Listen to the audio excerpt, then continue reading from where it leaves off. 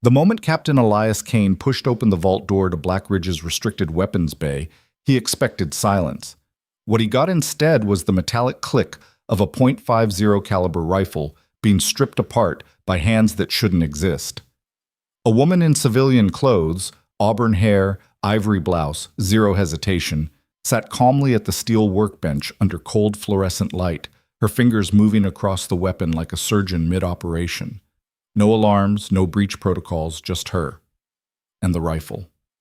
The one tied to 73 confirmed kills at distances that defied physics. She didn't look up when he entered, didn't flinch when he barked her name, his name, before he'd ever given it. That's when Elias realized he wasn't dealing with an intruder. He was standing in front of a ghost the military pretended didn't exist. Stay with me until the very end of this story. Hit that like button and drop a comment telling me what city you're watching from. I want to see just how far this one travels. The air inside Black Ridge Tactical Center tasted like gun oil and cold metal. It always did. Elias had spent 15 years walking these corridors, learning every shadow, every hum of the ventilation system, every rhythm of boots on concrete. This place was a fortress buried in the Nevada desert, 30 miles from anything resembling civilization. No tourists, no press, no accidents, just operators, intel analysts, and the kind of hardware that didn't make it onto inventory sheets. He'd been headed to the armory to sign off on routine maintenance logs. Boring work, the kind that kept the gears turning between the missions that mattered. His mind had been elsewhere. A phone call from his ex-wife, his daughter's upcoming birthday. The usual debris of a life spent choosing duty over everything else. Then he saw the light. Weapons Bay 4 wasn't supposed to be active. The schedule showed it locked down until Tuesday. Elias paused mid-stride, instinct kicking in before thought. His hand moved to his sidearm, a Sig Sauer M18 he'd carried through 2 deployments and more close calls than he cared to count. The badge reader blinked green when he swiped his card. The reinforced door hissed open on hydraulic hinges. And there she was. Sitting on a rolling stool in the center of the room, framed by rows of weapon racks and steel lockers, was a woman who had absolutely no business being there. She was maybe 35, maybe older, hard to tell. Auburn hair pulled back in a low ponytail, plain ivory blouse with the sleeves rolled to her elbows, dark jeans, no uniform, no badge lanyard, no visible ID. Her hands moved with surgical precision across the disassembled pieces of a Barrett M107A1, one of the most lethal long-range rifles the U.S. military had ever fielded. Elias felt his pulse spike. Step away from the weapon. His voice came out flat, controlled, the tone of a man who'd given 1,000 orders and expected them followed. Hands where I can see them. She didn't move. Not at first. Her fingers continued tracing the edge of the rifle's barrel, inspecting it under the harsh overhead lights like she was reading Braille. Then, slowly, too slowly, she set down the cleaning rod and turned her head to look at him. Her eyes were gray, calm, unreadable. "Captain Kane," she said quietly, "I was wondering when you'd get here." Elias froze. His grip tightened on the SIG. "How do you know my name?" "Same way I know this rifle hasn't been serviced in 4 months." She gestured to the Barrett's components laid out in perfect order on the stainless steel table. "Same way I know you flagged the maintenance gap in a classified report 3 weeks ago, and nobody acted on it." The temperature in the room seemed to drop. Elias took 2 steps forward, his boots striking the concrete with deliberate weight. "Who the hell are you?" "Clare Mercer." She said it like it was the most natural thing in the world. "Civilian contractor, maintenance specialist." "Bullshit." Elias didn't raise his voice, didn't need to. "I know every contractor cleared for this facility. You're not on the list." Claire tilted her head slightly, something almost like amusement flickering across her face. "You sure about that?" "Yeah, I'm sure." He moved closer, angling to see if she had a weapon. Nothing visible. No holster bulge, no ankle rig. But that didn't mean much. "Stand up, slowly. Keep your hands where I can see them." She complied, rising from the stool with an unhurried grace that set off every alarm bell in Elias's head. People who moved like that, smooth, economical, no wasted motion, were either dancers or operators. and this woman didn't look like she spent her evenings at the ballet. "I'm not armed," she said, reading his posture, "and I'm not here to cause problems. You're in a restricted weapons bay without authorization. That is a problem." "Is it?" Claire glanced back at the Barrett. "Or is the problem that this rifle is supposed to be mission-ready, and it's not?" Elias felt a vein throb in his temple. "Answer the question. How did you get in here?" "Same way you did. Badge and clearance code?" "Impossible. This bay requires level 5 access. There are maybe 12 people on this entire base with that clearance, and I know all of them." Claire reached into her back pocket. Elias's hand moved to his sidearm, but she only pulled out a laminated ID card. She held it up between two fingers. The badge showed her face, her name, and a clearance level that made his blood go cold. Level 6. "That's fake," Elias said immediately. "Level 6 doesn't exist on contractor credentials." "It does when the contract isn't supposed to exist either." Claire tucked the badge away. "I'm here to make sure this rifle is ready for an operation that officially isn't happening, against a threat that officially isn't there. And you officially didn't see me." Elias stared at her. His mind raced through protocols, chains of command, every regulation drilled into him over a decade and a half of service. None of it accounted for this. "I don't care what clearance you claim to have. You don't touch that weapon without me verifying your credentials through command." "Go ahead." Claire gestured toward the secure terminal mounted on the far wall. "Call it in. But before you do, ask yourself why nobody told you I'd be here." He hated that she had a point. Black Ridge ran on information compartmentalization. Need to know was gospel. There were entire wings of the facility Elias had never set foot in, operations he'd never been briefed on, assets he'd never seen. That was how it worked. That was how it had to work. But this was different. This was his armory, his responsibility, and this woman, whoever she really was, had just punched a hole through everything he thought he controlled. "You've got 30 seconds to convince me not to call security," Elias said. "Starting now." Claire crossed her arms, leaning back against the table. "You filed a maintenance request for this rifle on February 8th. Said it needed a full breakdown and optics recalibration. You flagged it as urgent because you noticed the barrel had over 2,000 rounds through it without a documented cleaning cycle." Elias felt his stomach tighten. That report had been classified. Eyes only for Armory Command and Senior Logistics. "Keep talking." "Your request got denied. Budget constraints," they said. "Postponed indefinitely. But you knew that was garbage because you'd seen the allocation reports. Plenty of money for contractor support.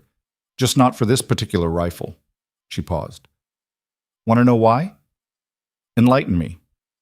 "Because this rifle doesn't belong to Black Ridge. It's on loan, and the people who own it don't want anyone asking questions about why it needs to be perfect in the next 72 hours. Elias's jaw clenched. "And you are?" "The person who makes it perfect." The words hung in the air like a challenge. Elias studied her face, searching for a tell, a crack, anything that suggested she was bluffing. But there was nothing. Just that unnerving calm. The kind that came from someone who'd been in worse situations than a pissed-off captain with a sidearm. "Terminal," Claire said, nodding toward the wall. "Run a query on this rifle's service history.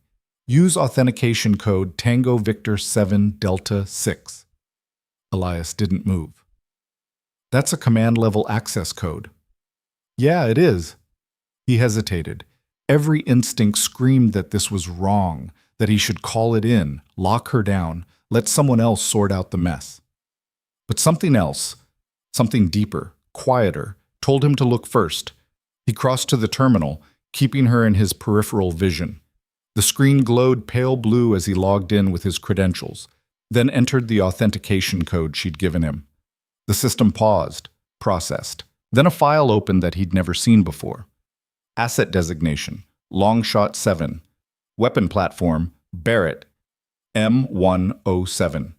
A1, serial number X, M4419B. Operational status, active/black tier.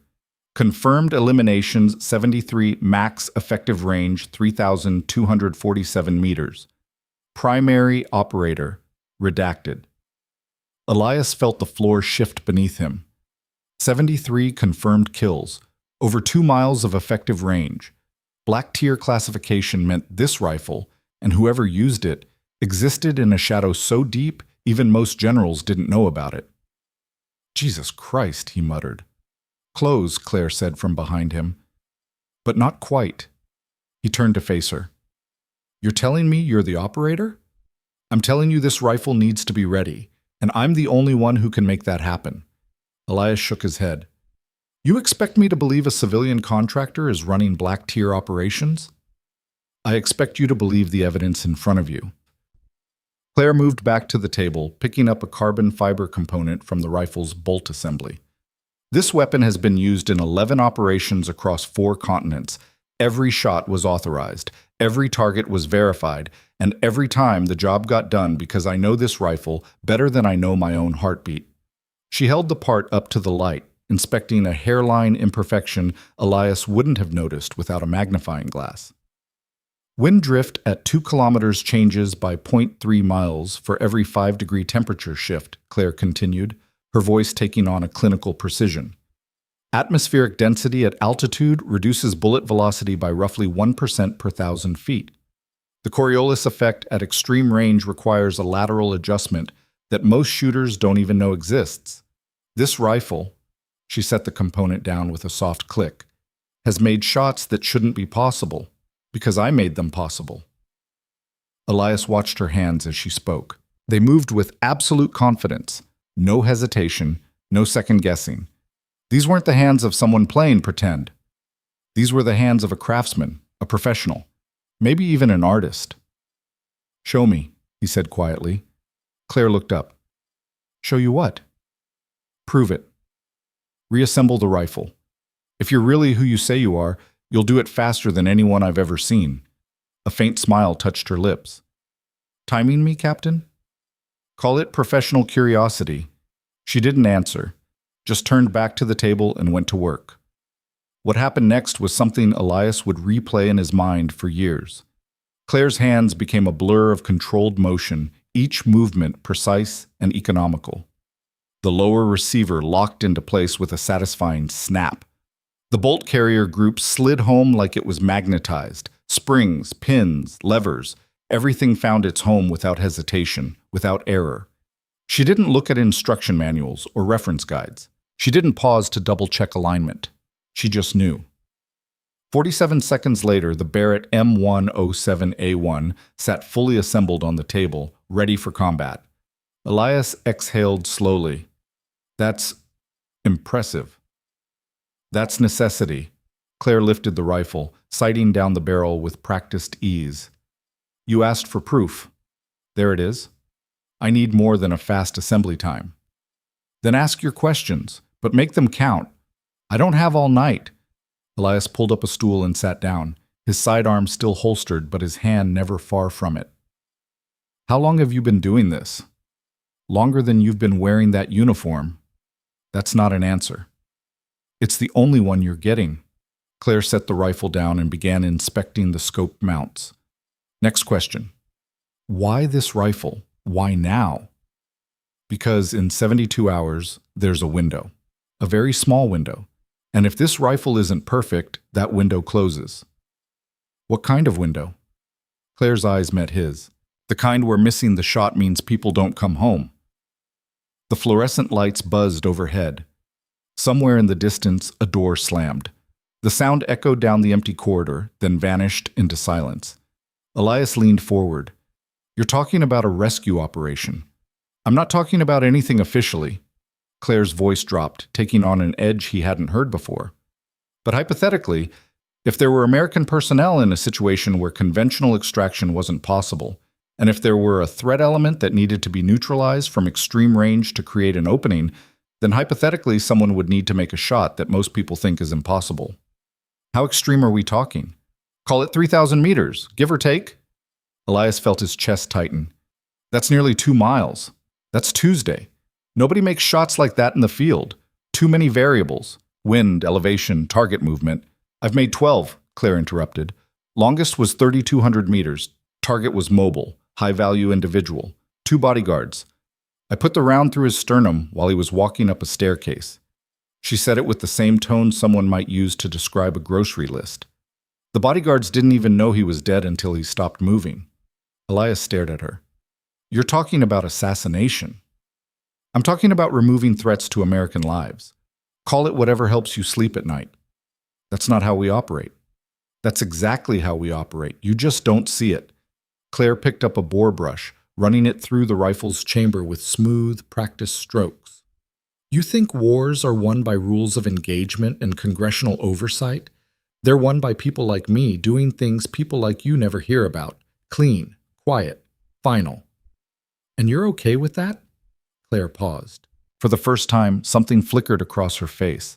Something that might have been doubt, or weariness, or the weight of 73 lives ended by her hand. But it passed quickly, buried under layers of professional detachment. Okay, doesn't matter, she said. Necessary does. Elias stood, pacing the length of the room. His mind churned through the implications. If what she was saying was true, if she really was an off-books operator running black-tier missions, then his entire understanding of how the system worked was wrong, or incomplete, or deliberately obscured. Let's say I believe you, he said, stopping at the far end of the room. Let's say you are who you claim to be. That still doesn't explain why you're here, in my armory, without authorization. Your authorization doesn't apply to me. Then whose does? Nobody you'll ever meet. That's not good enough. Claire set down the bore brush and fixed him with a look that could cut steel. Captain Kane, I respect what you do. I respect the responsibility you carry. But you need to understand something. There are levels above you that you'll never reach. Decisions made in rooms you'll never enter. And sometimes, not often, but sometimes, those decisions require people who don't exist to do things that never happened. I'm one of those people. And this rifle is one of those things. So you can either accept that and let me finish my work, or you can call security and watch this whole operation collapse because somebody thought protocol mattered more than lives. The words hit like a punch. Elias wanted to argue, to push back, to demand answers that made sense within the framework of everything he'd been taught. But deep down, he knew she was right. He'd seen enough, done enough, to understand that the world ran on secrets, and some secrets were darker than others. How do I know you're not lying? He asked quietly.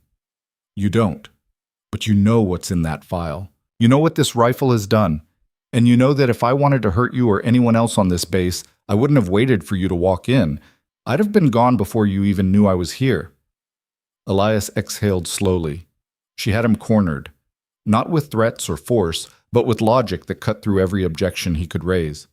Fine, he said. Finish your work. But I'm staying, and if anything feels wrong, I'm shutting this down. Fair enough. Claire returned to the rifle, her focus narrowing to the task at hand. You might want to grab some coffee. This is going to take a few hours. I don't need coffee. Suit yourself. They fell into an uneasy silence. Elias watched as Claire worked, her movements precise and methodical. She stripped the barrel clean, inspected every groove and land with a jeweler's loupe, then reassembled the weapon with adjustments so minute he couldn't even see what she was changing.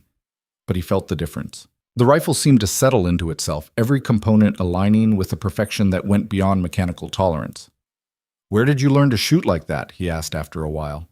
Claire didn't look up. I didn't. I was born with it. Nobody's born a sniper. Nobody's born a lot of things. Doesn't mean it's not true. Elias frowned. That's not how skill works. Most skill, no. But there's a difference between being good and being singular. Claire paused, her hand stilling on the rifle. You ever meet someone who just knows something? No training, no explanation. They just know? That's me in distance shooting. I see wind before it touches the ground. I feel gravitational drift in my bones. I can tell you the exact ballistic arc of a round before it leaves the barrel. Not because I learned it, because I am it. That sounds like a mythology. It is, until you see the results. She tapped the rifle's stock. 73 confirmed. 0 margin for error. That's not mythology, Captain. That's data. Elias wanted to argue, but the evidence was right there, glowing on the terminal screen, carved into mission logs he'd never been cleared to see. 73 lives ended by a woman who shouldn't exist, using a rifle that officially wasn't there. "Why do it?" he asked. "If you're that good, you could name your price, work private sector, make millions." "I do." "Then why the secrecy? Why the Ghost Act?" Claire set down the cleaning cloth and looked at him directly. "Because the targets I eliminate aren't the kind that make it onto CNN. They're the ones planning attacks that would kill thousands. The ones building networks that destabilize entire regions. The ones who hide behind borders and diplomatic immunity and the legal gray zones where conventional operations can't reach." She picked up the rifle again, sighting through the scope at an invisible target. "I do what I do because someone has to, and I'm better at it than anyone else alive." The confidence in her voice wasn't arrogance, it was certainty.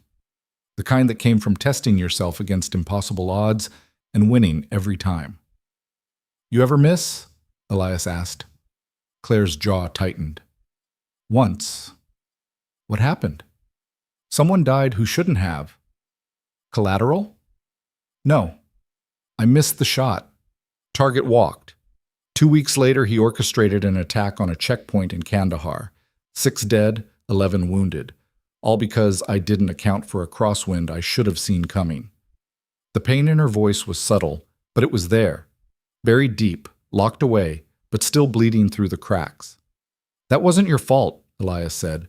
"It was my shot, my responsibility, my failure." Claire lowered the rifle. "I don't miss anymore." They sat in silence for a long moment, the weight of unspoken histories pressing down on the room. Elias thought about his own failures, the missions that went sideways, the calls he second-guessed in the dead of night. Every soldier carried ghosts. The question was whether you let them haunt you or whether you use them as fuel. "How do you live with it?" he asked quietly. "The weight of all those shots?" Claire's hand stilled on the rifle. She didn't answer right away. When she finally spoke, her voice was softer, almost vulnerable. "You don't. You just carry it. Every shot has a name, a face, a story I'll never know. But I also know the people they would have killed, the families who got to go home because someone made the hard call."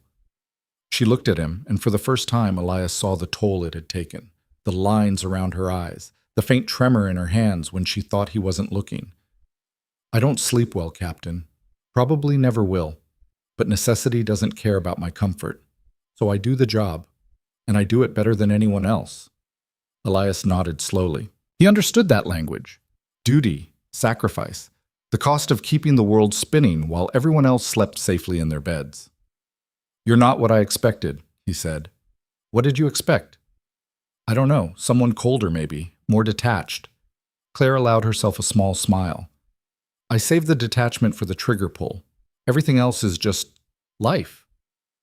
She went back to work and Elias watched in silence. The hours stretched on. Outside the sealed room, the base continued its rhythm, patrols, shift changes, the endless grind of military routine. But inside Weapons Bay 4, time seemed to slow. There was only Claire, the rifle, and the impossible precision required to turn metal and mathematics into salvation. At some point, Elias realized he wasn't watching a technician anymore. He was watching an artist. Every adjustment, every calibration, every infinitesimal tweak was part of a larger symphony only she could hear. The rifle wasn't just a tool. It was an extension of her will, her purpose, her entire reason for existing, and that terrified him. "How close are you?" he asked as the clock ticked past midnight. "Almost there. Just need to zero the optics and run a function check." "What happens after that?" "I disappear. You forget this conversation. And 72 hours from now, you hear about a successful operation that officially never happened." "And if something goes wrong?" Claire didn't answer. She didn't need to. They both knew the answer. If something went wrong, people died. And the world kept turning like nothing had happened. She finished the final adjustments, then lifted the rifle and moved to the far end of the room where a ballistic testing station sat unused. She activated the laser bore sight, aligning it with a target downrange. The adjustments were microscopic, fractions of an inch, barely visible to the naked eye. But Elias saw the difference in her posture, the way her breathing slowed, the way the world seemed to narrow to a single point of focus. "Perfect," she whispered. Then she safed the rifle, broke it down one last time, and packed it into a nondescript hard case that could have belonged to anyone. "That's it?" Elias asked. "That's it." Claire stood, slinging the case over her shoulder. "Thank you for not making this harder than it needed to be. I'm still not convinced I made the right call." "You did, but you won't know for sure until it's over." She moved toward the door, then paused. "One more thing." "What?" "If anyone asks, this maintenance was logged under standard protocol. No names, no flags, no anomalies, just routine work by authorized personnel." "And if I don't?" Claire turned to face him, and for a moment the mask slipped. The operator, the ghost, the woman who didn't exist, all of it fell away, leaving only someone tired, worn down by years of impossible choices. "Then you condemn the people this rifle is supposed to save, and you'll spend the rest of your life wondering if protocol mattered more than their lives." She adjusted the case on her shoulder. "Your call, Captain." Elias felt the weight of 15 years in uniform crash down on his shoulders. Every regulation, every chain of command, every lesson drilled into him said he should report this. Lock it down. Let someone higher up make the call. But standing in that cold, fluorescent-lit room, watching a woman who carried 73 ghosts walk toward the door, Elias made a different choice. "Go," he said quietly. Claire nodded once. "Thank you." She reached for the door handle, then stopped. "One more thing. When this is over, and you hear about what happened, don't look for me. Don't try to verify. Just know that the people who came home did so because someone made an impossible shot in the dark. And leave it at that." "What if I want to know more?" "Then you're not as smart as I thought you were." With that, she pulled open the door and stepped into the dimly lit corridor beyond. The hydraulic hinges hissed shut behind her, cutting off the last glimpse of auburn hair and a rifle case that held the weight of the world. Elias stood alone in the weapons bay, his heart pounding, his mind racing with questions he'd never be able to answer. He looked at the terminal, still glowing with the classified file he should never have seen. 73 confirmed eliminations. 3,000 meters of impossible distance.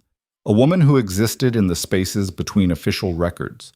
He should delete the file, scrub the logs, pretend none of this had happened. But instead he sat down at the terminal and started typing. Maintenance log. Weapons bay. 4. Date. Current. Asset. Barrett. M107. A1. Serial number XM-4419-B. Work performed. Full breakdown, cleaning, optics calibration. Technician. Authorized personnel. Status. Mission ready. Notes. All specifications within tolerance. No anomalies detected. He saved the log, closed the file, and logged out. The screen went dark. The room fell silent except for the hum of ventilation and the distant echo of boots on concrete somewhere far away. Elias stood, holstered his sidearm, and walked to the door.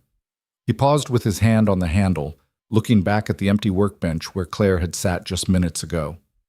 The steel table gleamed under the harsh lights, spotless and cold.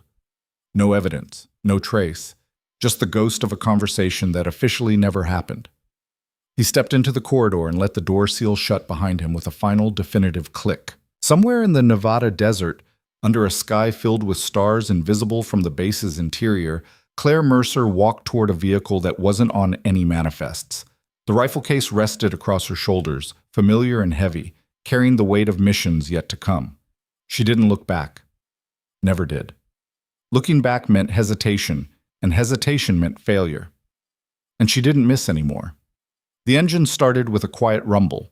Headlights cut through the darkness, and then she was gone, dissolving into the night like smoke before dawn, leaving behind only questions and the faint echo of 73 shots that changed the world in ways no one would ever know. Back in his office, Elias Kane sat in the dark, staring at the phone on his desk. He should call this in, report the breach, cover his ass. But he didn't. Instead, he poured himself 3 fingers of bourbon from the bottle he kept locked in his desk drawer and waited for the sun to rise over a world that had just become a little more complicated than he'd ever imagined.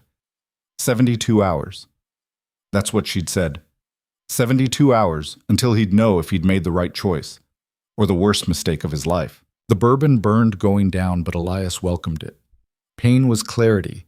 Pain was proof that the last 3 hours hadn't been some fever dream conjured by too many late shifts and not enough sleep. He set the glass on his desk with a hollow thunk and leaned back in his chair, staring at the ceiling tiles he'd counted 1,000 times before. 72 hours. The number circled his thoughts like a vulture.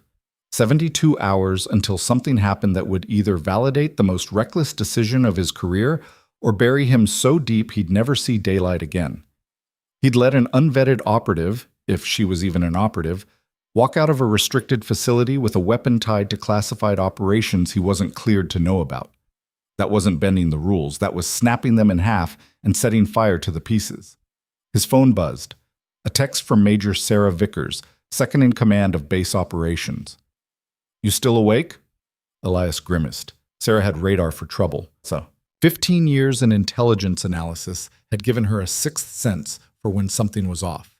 He typed back quickly. "Yeah, couldn't sleep." 3 dots appeared, disappeared, appeared again. "Need to talk.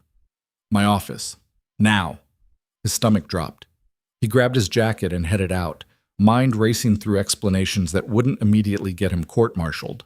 The corridors were mostly empty at this hour, just a skeleton crew and the night watch cycling through their rounds. His boots echoed against polished floors as he made his way to the operations wing. Sarah's office was a converted storage room that somehow managed to feel both cramped and imposing. Maps covered the walls. Monitors glowed with real-time intel feeds.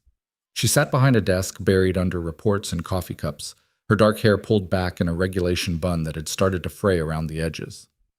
"Close the door," she said without looking up. Elias complied. "What's this about?" "You tell me." Sarah finally met his eyes. "I got a flag from facility security. Someone accessed Weapons Bay 4 using a level 6 clearance code at 2100 hours. Elias kept his face neutral. "I was running maintenance checks. You have level 5 clearance, Kane, not 6. I used my own credentials. The system must have logged it wrong." Sarah leaned back in her chair, studying him with the intensity of someone who'd spent years interrogating suspects in rooms with no windows. "The system doesn't make mistakes like that. And you know it." "Then maybe it was a glitch. A glitch that conveniently erased itself 30 minutes ago?" She pulled up a screen, rotating the monitor so he could see. The access log showed his badge swipe at 2103. Then nothing. No secondary entries, no level 6 authentication, just a clean record that matched his story perfectly, too perfectly. "Someone scrubbed the logs," Sarah said quietly. "Someone with access high enough that even I can't see the override trail. So I'll ask you again, Captain, what happened in that weapons bay?" Elias's pulse hammered in his ears. He could lie, stick to the maintenance story, hope whatever Claire had done to cover her tracks held up under scrutiny, or he could tell the truth and watch his career implode in real time. "I was checking on the Barrett," he said carefully. "The M107A1. Someone flagged it for service, and I wanted to verify the status before Tuesday's rotation." "Who flagged it?" "Maintenance request came through normal channels." "Show me." "It's not in the system anymore. Got processed and closed out." Sarah's eyes narrowed. "Convenient. It's protocol. Completed work orders get archived after 48 hours. Not the sensitive ones. Those stay active for review." She stood, moving around the desk to stand directly in front of him. Sarah was 5'6" and barely 130 pounds, but she had a presence that made grown men reconsider their life choices. "You're lying to me, Kane, and we both know it." Elias held her gaze. "I'm telling you what I know." "Then you don't know enough, or you know too much." She crossed her arms. "I've worked with you for 6 years. You're a lot of things, stubborn, occasionally reckless, definitely a pain in my ass, but you're not a liar. So whatever you walked into tonight, whatever you think you're protecting, it's going to bite you. Hard. Is that a threat? It's a warning, from someone who actually gives a damn whether you survive the week." Sarah moved back to her desk, pulling up another file. "You want to know what else happened tonight? At 22:45, a civilian vehicle left the base through the south gate. No manifest, no log departure, no identification check. Gate guard said the driver had priority clearance and waved them through without question. Elias felt ice form in his chest. Who was the guard? Corporal Jensen. 22 years old, exemplary record, never questioned an order in his life. And when I asked him what the driver looked like, you know what he said? What? He couldn't remember. Not gender, not hair color, not even what kind of car it was. Just that they had clearance, and he let them go. Sarah's voice dropped to barely above a whisper. Someone wiped his memory cane, or programmed him, or scared him so badly he's choosing amnesia over the truth. And that same someone scrubbed our security logs so clean I can't even find the digital fingerprints. Elias said nothing. What could he say? That he'd encountered a ghost who moved through classified systems like smoke through a screen door? That he'd stood 3 feet from a woman who claimed 73 kills and believed her because the alternative was worse? Sarah sighed. I'm not going to push this. Not tonight. But whatever you're caught up in, be careful. Because the people who operate at that level don't leave loose ends, and you, Captain Kane, are starting to look a lot like a loose end. Noted. Go get some sleep. You look like hell. Elias left without another word, his mind churning. Sarah was right. He was a loose end. The only person on base who'd seen Claire, who knew she existed, who could connect her to that rifle, and whatever operation was spinning up in 72 hours. That made him either an asset or a liability. He had a sinking feeling he knew which one. Back in his quarters, Elias pulled up every piece of information he had clearance to access. Personnel files, contractor registries, operational reports from the last 6 months. He searched for any mention of Clare Mercer, any reference to civilian maintenance specialists with advanced weapons training, anything that would prove he hadn't just helped a ghost vanish into the desert with a rifle that didn't exist. Nothing. Clare Mercer wasn't in the system, not as a contractor, not as a consultant, not even as a flagged alias. It was like she'd never been there at all, except she had. Elias could still see her hands moving across the Barrett, could still hear the clinical precision in her voice as she described wind drift and ballistic trajectories, could still feel the weight of her gaze when she'd asked him to let her go. He opened his personal email, drafting a message to an old friend from his Army Ranger days. Marcus Webb worked private security now, high-end clients, discreet operations, the kind of work that lived in the margins between legal and necessary. If anyone knew about off-books operators and black tier missions, it would be Marcus. Need information on a shooter. Civilian contractor, female, possibly operating under the name Clare Mercer. Any connections to DoD black programs or JSOC operations appreciated.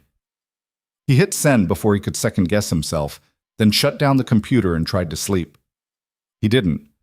Instead, he lay in the dark, watching shadows crawl across the ceiling, wondering if Claire was out there right now, preparing for whatever impossible shot she'd been hired to make. Wondering if the people she was supposed to save even knew someone like her existed. Wondering if he'd just helped a hero or enabled something far worse. Morning came gray and cold. Elias dragged himself through PT, forcing his body through the motions while his mind stayed locked on that weapons bay and the woman who'd walked out of it like she owned the night. The other officers sensed his distraction, keeping their distance during the post-run cooldown. Even the usual morning banter felt muted, like the base itself had picked up on the tension radiating from him. His phone buzzed during breakfast. Marcus Webb, call me. Secure line. Elias found an empty briefing room and dialed the number Marcus had sent. It rang twice before connecting. You're poking at things that don't want to be poked, Marcus said without preamble. His voice had the rough edge of too many cigarettes and not enough sleep. So she's real. I didn't say that. You didn't have to. Elias glanced at the door, making sure it was sealed. What can you tell me? Officially? Nothing. The name you gave me doesn't exist in any database I can access, and I can access a lot. And unofficially? Marcus was quiet for a long moment. When he spoke again, his voice had dropped to something darker. There are rumors, whispers about a shooter who doesn't miss, someone who's been operating in the shadows for the better part of a decade, cleaning up problems that can't be solved with diplomacy or conventional force. No name, no face, no official existence, just results.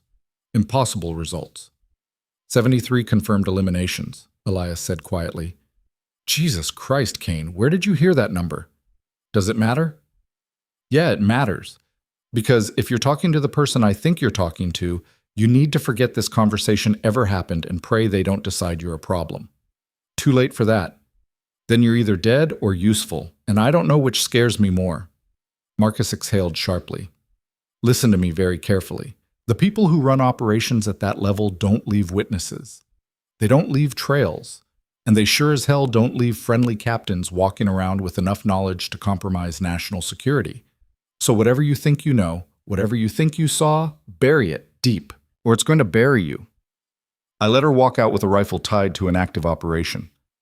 Then you made the right call, because if you'd tried to stop her, you'd already be gone, reassigned to some forward operating base in the middle of nowhere, or worse. Marcus paused. There's a reason people like her exist outside the system. It's because the system can't handle what they do, can't acknowledge it, can't control it. So they cut them loose, point them at the problem, and pretend they never existed. That's not how we're supposed to operate. Wake up, Kane. That's exactly how we operate. It's just usually you're not close enough to see it. Another pause. Do yourself a favor. Forget this happened. Go back to your maintenance logs and your routine inspections and let the world keep turning without you trying to understand every piece of it. And if I can't, then I'll see you at your funeral. The line went dead. Elias sat in the empty briefing room staring at his phone, feeling the walls close in. Marcus was right. He was trapped in a situation with no good exits. Report what he'd seen and risk compromising an operation that might save lives. Stay silent and become complicit in something he didn't fully understand. Either way, he was crossing lines he'd spent 15 years respecting. A knock on the door made him jump. Sarah Vickers leaned in, her expression unreadable. Got a minute? She asked. Not really. Make one. She stepped inside and closed the door. We need to talk about the elephant in the room. Which one? The one where you're acting like a man who just sold his soul and isn't sure he got a fair price. Sarah sat down across from him, her gaze sharp. I did some digging after our conversation last night, called in favors, checked with contacts at JSOC, NSA, even a few people I know at Langley. And nobody knows anything about a civilian contractor named Clare Mercer, which by itself isn't unusual. Contractors come and go. But what is unusual is that 3 different people told me to stop asking questions. Not politely either. One of them, a deputy director I've known for 8 years, said if I valued my career, I'd drop it immediately. Elias felt his chest tighten. What did you say? I said I'd think about it. Then I called my old CO from my time in Baghdad. Guy named Hutchins, retired now, runs a consulting firm, still has connections that go all the way to the top. Sarah leaned forward. He told me a story about a mission in 2019, hostage situation in Yemen, high-value American target, heavily guarded compound, zero margin for error. Extraction team was pinned down, running out of time, and the window for air support had closed. They were dead. All of them. What happened? Someone made a shot from over 3 kilometers out, eliminated the primary threat and created enough chaos for the team to extract. No casualties. Mission success. And when the after-action report came through, there was no mention of the shooter, just a note that said, external asset provided support. That's it. No name, no details, nothing. Elias felt his blood run cold. Did Hutchins know who it was? He said he saw the ballistic analysis, the angle, the distance, the environmental factors. It should have been impossible. But someone made it, and whoever they were, they disappeared before the team even made it back to base. Sarah's eyes locked onto his. You met that person, didn't you? Elias wanted to lie, wanted to protect whatever remained of plausible deniability. But looking at Sarah, someone who'd earned his trust 100 times over, he couldn't. Yeah, he said quietly.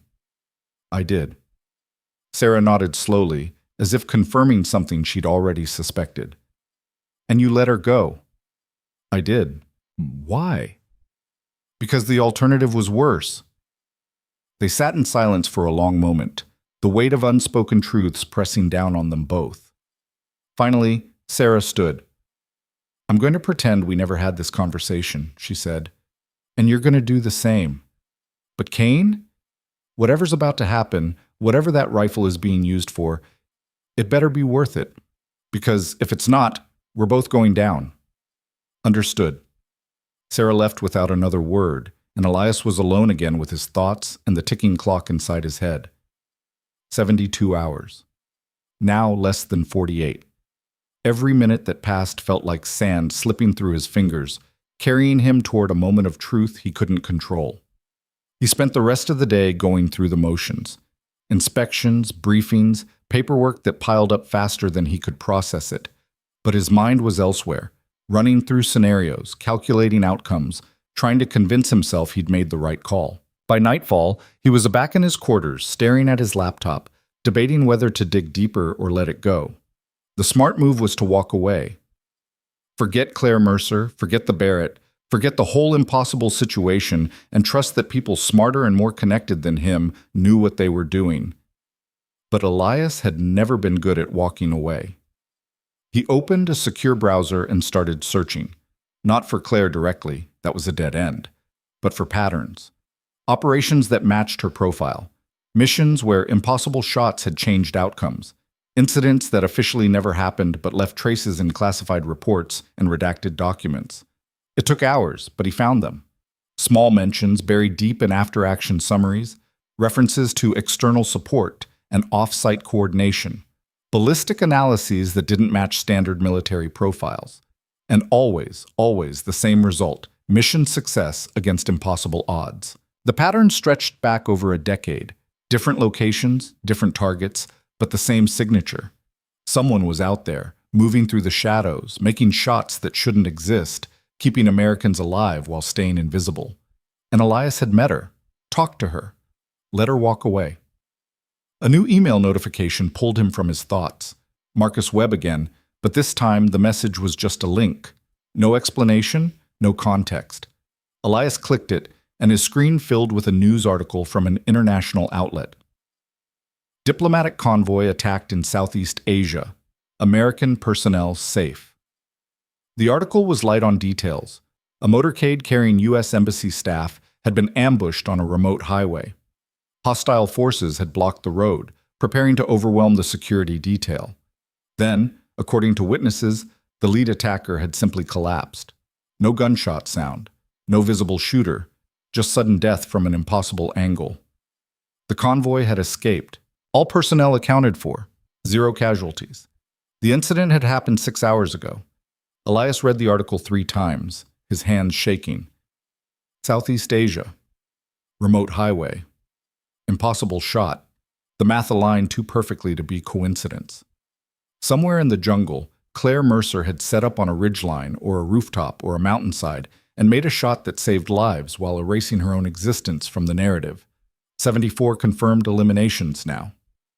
He closed the laptop and sat in the dark, feeling the weight of what he'd done settle over him like a shroud. He'd been part of it. Not directly, not operationally, but he'd enabled it. He'd looked the other way when he should have raised alarms. He'd chosen trust over protocol. And people were alive because of it. That should have felt like victory, like validation, but instead it felt like falling into something deeper and darker than he'd ever imagined. Because if Clare Mercer was real, if operations like this happened outside official channels, then everything he thought he knew about how the world worked was wrong. Or worse, it was exactly right, and he'd just been too naive to see it. A soft knock on his door pulled him from his thoughts. Elias opened it to find a young lieutenant standing in the hallway, holding a sealed envelope. "Captain Kane, this just came through secure courier. For your eyes only." Elias took the envelope, noting the weight of it. Heavy cardstock, no return address, just his name typed in precise block letters. "Who delivered it?" he asked. "Don't know, sir. It was in the duty officer's inbox when I came on shift. No record of who dropped it off." Elias dismissed the lieutenant and closed the door. He turned the envelope over in his hands, instinct screaming that opening it would cross yet another line he couldn't uncross. But curiosity and something darker, something that felt like obligation, won out. Inside was a single photograph and a handwritten note. The photograph showed a group of people standing in front of a damaged convoy vehicle, smiling despite the visible stress on their faces. Embassy staff, security personnel, civilians who'd been in the wrong place at the wrong time and lived to tell about it because someone had made an impossible shot from an impossible distance. The note was short, just 3 lines in neat, precise handwriting. They made it home. You made the right call. Forget you ever saw me. No signature, no name, just words that confirmed everything and explained nothing. Elias stared at the photograph, memorizing faces he'd never meet, lives he'd helped save without even knowing their names. This was the cost of operating in the shadows. This was what it meant to make the hard calls and live with the weight of them. He burned the note and the photograph in his sink, watching the paper curl and blacken until only ash remained.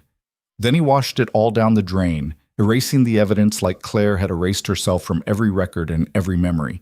48 hours had become 24. The operation was over. The threat was gone. The mission had succeeded, and Elias Kane was left standing in his quarters, staring at the empty sink, wondering if he'd just witnessed something heroic or something terrible. Maybe it was both. Maybe that's what it meant to live in a world where necessity outweighed comfort, where hard choices saved lives, and where people like Clare Mercer existed in the spaces between what was legal and what was right. He poured himself another bourbon, his 2nd of the night, his 10th of the week, and raised the glass to the empty room. "To the ghosts," he whispered, "and the people they save." Then he drank, letting the burn chase away questions he'd never be able to answer, and tried to convince himself that forgetting was possible. It wasn't. But he'd try anyway, because that's what soldiers did. They carried the weight, they made the hard calls, and they lived with the consequences long after everyone else had moved on.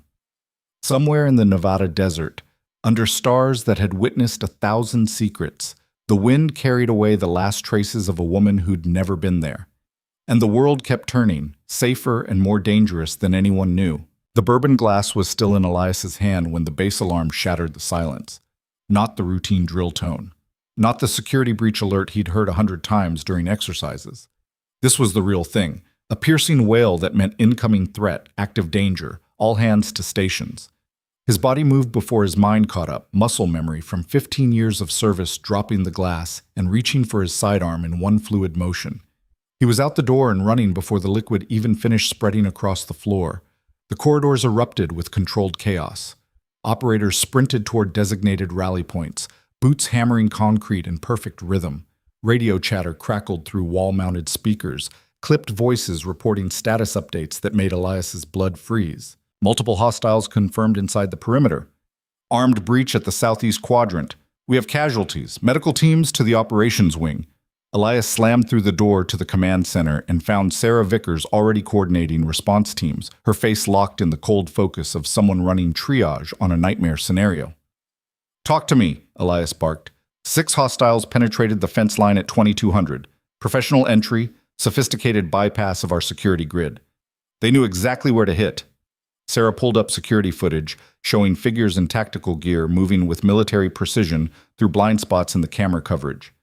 They went straight for the classified archives. What do they want? Intel?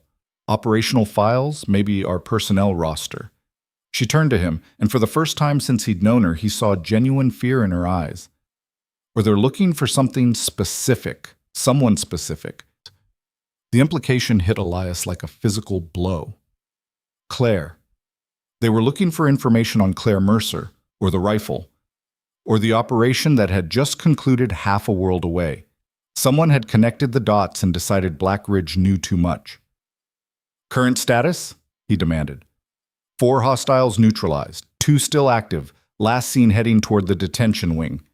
Sarah's fingers flew across her keyboard, pulling up building schematics. "They've got our response teams pinned down with suppressive fire, professional tactics, high-grade equipment. This isn't some random terror cell." "Who are they?" "Unknown. No patches, no insignia, no identification. Just ghosts with guns."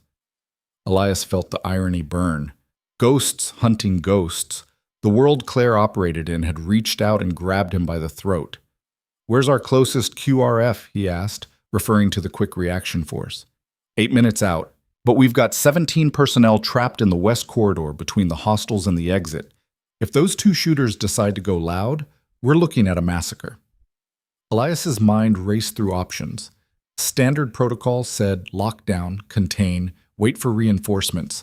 But standard protocol assumed the hostiles didn't have a timeline, didn't have an objective that required speed over stealth.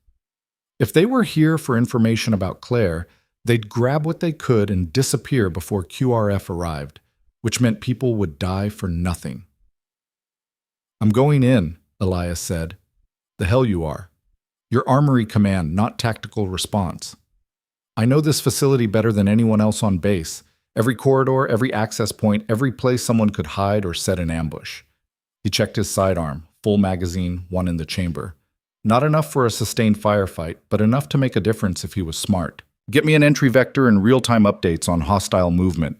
Sarah grabbed his arm. "Kane, this is suicide. You're not equipped for—" "I'm equipped for exactly this. I just spent 15 years training for the day everything goes sideways." He met her eyes. "Those 17 people don't have 8 minutes.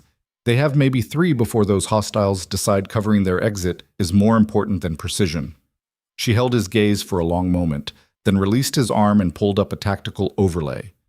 "West corridor is blocked here and here, but there's a maintenance access that runs parallel, comes out behind where we think the hostiles are staged." "Environmental?" "Tight quarters, low light, multiple blind corners. Perfect for an ambush. Theirs or yours?" "Good." Elias headed for the door, then paused. "If I don't make it back, burn my office. Everything in my desk, my computer, all of it. Don't ask why. Just do it." "Kane, promise me." Sarah's jaw tightened. "Promised." Elias ran. The maintenance corridor was everything she'd warned, narrow, dim, claustrophobic. Emergency lighting cast everything in sickly red, turning shadows into threats and threats into shadows. He moved fast but controlled, weapon up, checking corners, listening for movement over the pounding of his own heartbeat. Radio chatter filtered through his earpiece. The hostiles were mobile, repositioning, adapting to the base's defensive response with the kind of tactical fluidity that spoke to high-level training. Special forces. Maybe private military contractors. Definitely people who knew what they were doing. "Hostile 1 moving to the stairwell," Sarah's voice crackled in his ear. "Hostile 2 holding position outside the server room. You're approaching from behind, 50 meters and closing." Elias slowed, controlling his breathing. 50 meters meant he'd have visual in less than 30 seconds. He needed a plan that didn't involve a straight gunfight against someone who probably had better armor, better weapons, and better training in close-quarters combat. Then he saw it. A fire suppression control panel mounted on the wall, connected to the sprinkler system for the entire wing. Not subtle, not quiet, but effective. He pulled the emergency release. Alarms shrieked. Water exploded from ceiling-mounted sprinklers, turning the corridor into a chaos of noise and falling water. Elias moved through it like a ghost, using the confusion to close distance. He rounded the corner and saw Hostile 2, a figure in black tactical gear, rifle up, scanning for threats through the artificial rain. The hostile never saw him coming. Elias hit him from the side, driving his shoulder into the man's ribs and slamming him against the wall. The rifle clattered to the floor. Elias brought his sidearm up, but the hostile was fast, trained, dangerous. A knife appeared from nowhere, slashing toward his throat. Elias twisted, felt the blade kiss his shoulder, then drove his elbow into the hostile's jaw with everything he had. The man went down hard. Elias kicked the rifle away, trained his SIG on the hostile's center mass, and keyed his radio. "Hostile 2 neutralized. West corridor is clear." "Copy that," Sarah responded. "Hostile 1 is moving toward your position. He knows you're there." Of course he did. The water, the noise, the missing radio check from his partner, it all added up to a threat that needed elimination. And Elias had just put himself directly in the crosshairs. He grabbed the hostile's rifle, a high-end HK-416 with custom modifications, and moved to cover behind a support pillar. Water streamed down his face, soaking through his uniform, turning the floor into a slick hazard zone. His shoulder burned where the knife had caught him, but the cut was shallow. He'd had worse. The next hostile appeared 30 seconds later, moving with the kind of controlled aggression that made Elias's tactical instincts scream danger. This one was different, bigger, more deliberate. The way he moved suggested command, leadership, someone used to running operations and eliminating problems. "Drop your weapon," Elias shouted over the alarms. "You're surrounded. It's over." The hostile froze, then slowly turned to face him. Even through the water and poor lighting, Elias could see the cold calculation in the man's eyes. This wasn't someone who surrendered. This was someone who fought until the last bullet or the last breath. "You're Kane," the hostile said. American accent flat and emotionless. "Captain Elias Kane, Armory Command. 15 years service. Ranger qualified. No wife, one daughter, estranged." Elias felt ice spread through his chest. "Who sent you?" "People who don't like loose ends." The hostile's hand drifted toward his sidearm. "You met someone you shouldn't have, saw something you shouldn't have seen. That makes you a problem." "I'm just a base commander doing my job." "Your job ended the moment you let her walk out of that weapons bay." The hostile's voice carried a note of something that might have been respect or pity. "You made a choice. Now you live with the consequences." The hostile's hand moved. Elias fired first. The shot caught the man in the shoulder, spinning him around. The hostile's return fire went wide, chewing through concrete where Elias had been standing a second before. Elias moved, using the water and chaos to reposition, squeezing off 2 more rounds that forced the hostile into cover behind a ventilation unit. "Give it up," Elias called out. "You're injured, outgunned, and reinforcements are 90 seconds out." 90 seconds is a lifetime. The hostile came out firing, laying down suppressive bursts that forced Elias to dive behind a steel support beam. Rounds sparked off metal, whined through the air, punched holes in walls with devastating force. This wasn't about survival anymore. This was about taking Elias down before the end. Elias waited for a reload pause, then popped up and fired 3 quick shots. 2 missed. The third caught the hostile in the leg, dropping him to one knee. But even wounded, even bleeding, the man kept fighting. He raised his weapon for one final shot, and a single round punched through his skull from an impossible angle. The hostile collapsed like a puppet with cut strings. Elias spun, weapon tracking for the new threat, but found only empty corridor and falling water. No shooter, no muzzle flash, just sudden death delivered from somewhere beyond his line of sight. "What the hell?" he whispered. "Kane, what's your status?" Sarah's voice crackled through the radio, tight with concern. "Hostile 1 is down, but I didn't—" He stopped, realization dawning cold and certain. Someone else is here. He moved to the body, checking for vitals he already knew wouldn't be there. The shot had been perfect, clinical, entering through the left temple at an angle that suggested an elevated firing position at least 100 meters distant. But there was no elevated position in this corridor. No windows, no catwalks, nothing that would allow for that kind of shot. Unless the shooter had fired from outside the building through a gap in the structure Elias hadn't even known existed. His radio crackled. Not Sarah's voice, something else. A frequency he shouldn't have had access to. "Clear the corridor." Claire's voice, calm and controlled like she was ordering coffee instead of orchestrating a shadow operation inside a military facility. 30 seconds. "You're here," Elias said into the radio, not sure if she could even hear him. "I never left. Move. Now." He moved. 20 seconds later, an explosion rocked the building. Not large. Controlled, precise, exactly calibrated to collapse the corridor entrance without bringing down the entire structure. Dust and debris filled the air. The sprinklers finally cut off, leaving only the emergency lighting and the settling aftermath of controlled demolition. Elias stood in the cleared corridor, watching smoke drift through red-lit darkness, and keyed his radio. "Sarah, we need to lock down the entire facility. Nobody in or out until we sweep for additional threats." "Already in progress. QRF is arriving now." A pause. "You okay?" "Define okay." "Fair point." Elias walked through the devastation, his mind trying to process what had just happened. Claire had been here the whole time. Watching. Waiting. Ready to intervene the moment things went wrong. She'd known the hostiles would come, known they'd target him, and she'd positioned herself to eliminate the threat before it could eliminate him, which meant she'd been protecting him since the moment she walked out of that weapons bay. Or she'd been protecting her secret, making sure the one person who could identify her stayed alive long enough to be useful. He found her 20 minutes later, after the QRF had swept the facility and medics had triaged the wounded.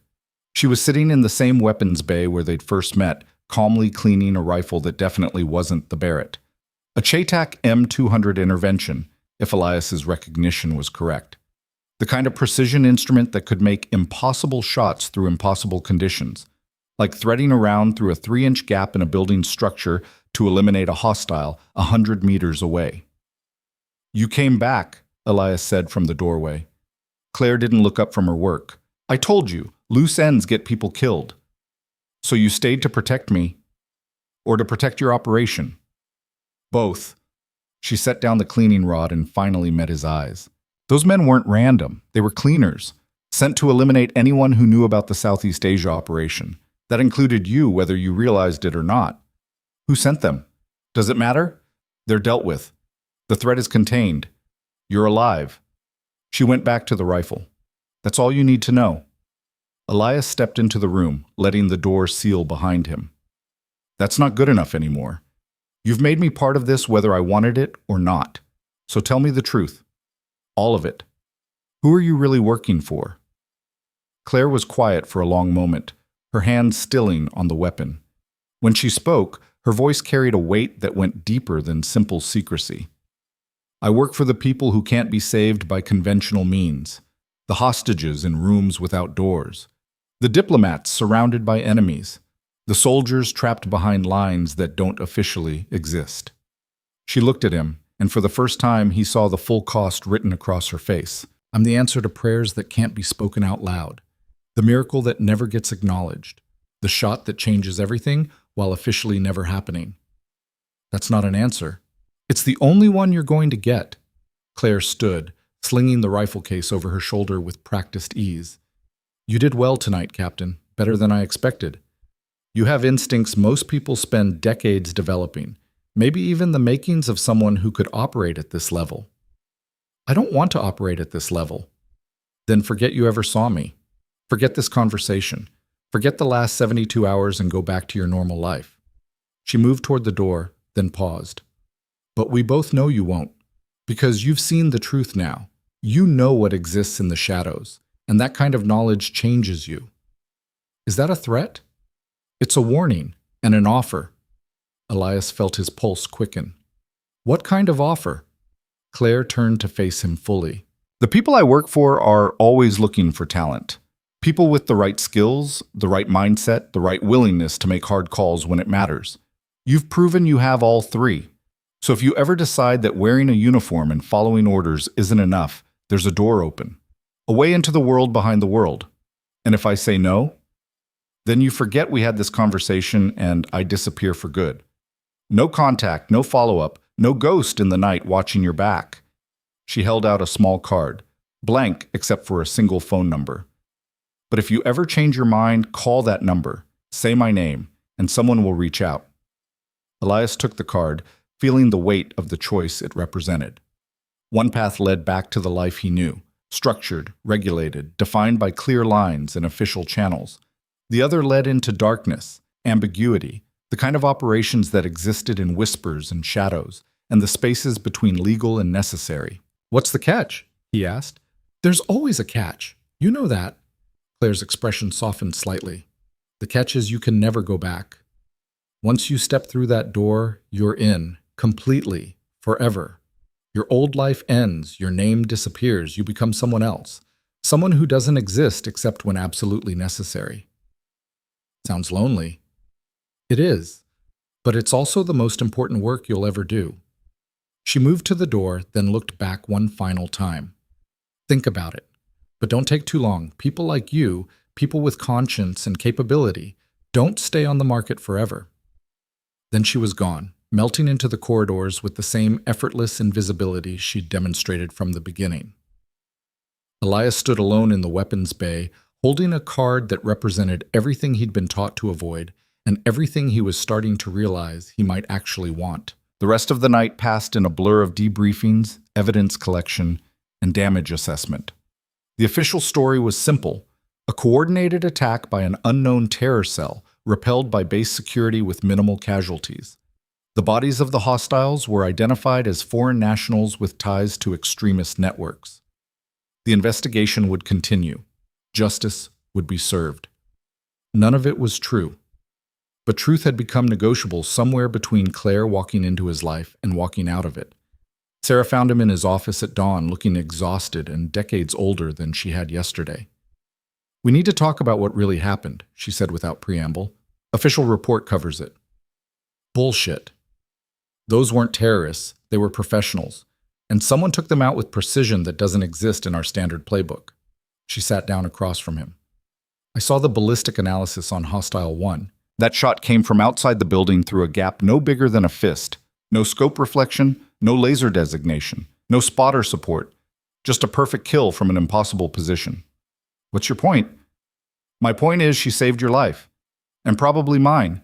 And everyone else on this base." Sarah leaned forward. "So the question is, what do we do about it?" Elias looked at the card Clare had given him, still sitting on his desk where he'd placed it hours ago. A simple piece of cardstock with a phone number that represented a future he'd never imagined. "We do nothing," he said finally. "We file the official report, we move forward, and we trust that the people operating in those shadows know what they're doing." "You really believe that?" "I have to, because the alternative is admitting we live in a world where the only thing keeping us safe is people we'll never meet, making choices we'll never understand." He met her eyes. "Can you live with that?" Sarah was quiet for a long moment. Then she nodded. "I've been living with it my whole career, I just didn't know it until now." She left him alone with his thoughts and the card that represented a door he could walk through or burn. Elias turned it over in his hands, feeling the weight of the choice, the magnitude of what accepting would mean. He thought about Clare, about the 74 lives she'd ended and the thousands she'd saved, about the loneliness in her eyes and the certainty in her voice when she talked about necessity over comfort. He thought about the hostiles who'd come to kill him simply because he'd seen too much, about the realization that his normal life, his structured existence, had been shattered the moment Clare walked into that weapons bay and showed him a world that existed beyond regulations and official channels. And he thought about his daughter, about the life she deserved to live, free from threats she'd never see coming, protected by people who didn't exist. The sun rose over Black Ridge, painting the desert in shades of gold and crimson. Elias stood at his window, watching light chase away shadows, and made his decision. He picked up his phone and dialed the number on the card.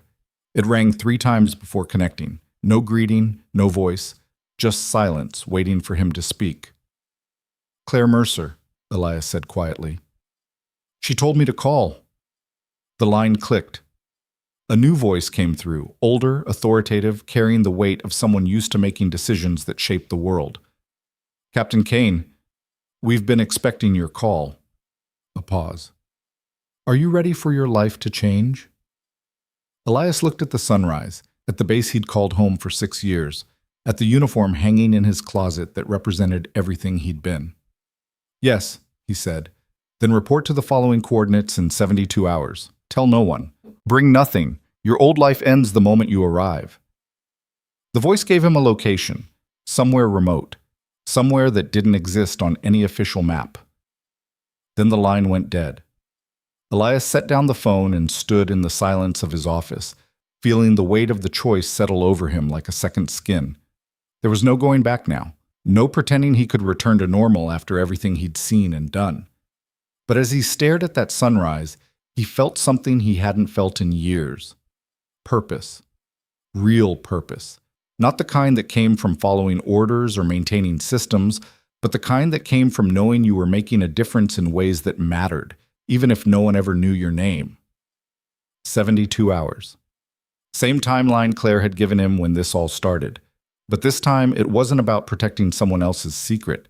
It was about becoming the secret himself. 72 hours felt like both an eternity and an instant. Elias spent the first day dismantling his life with surgical precision.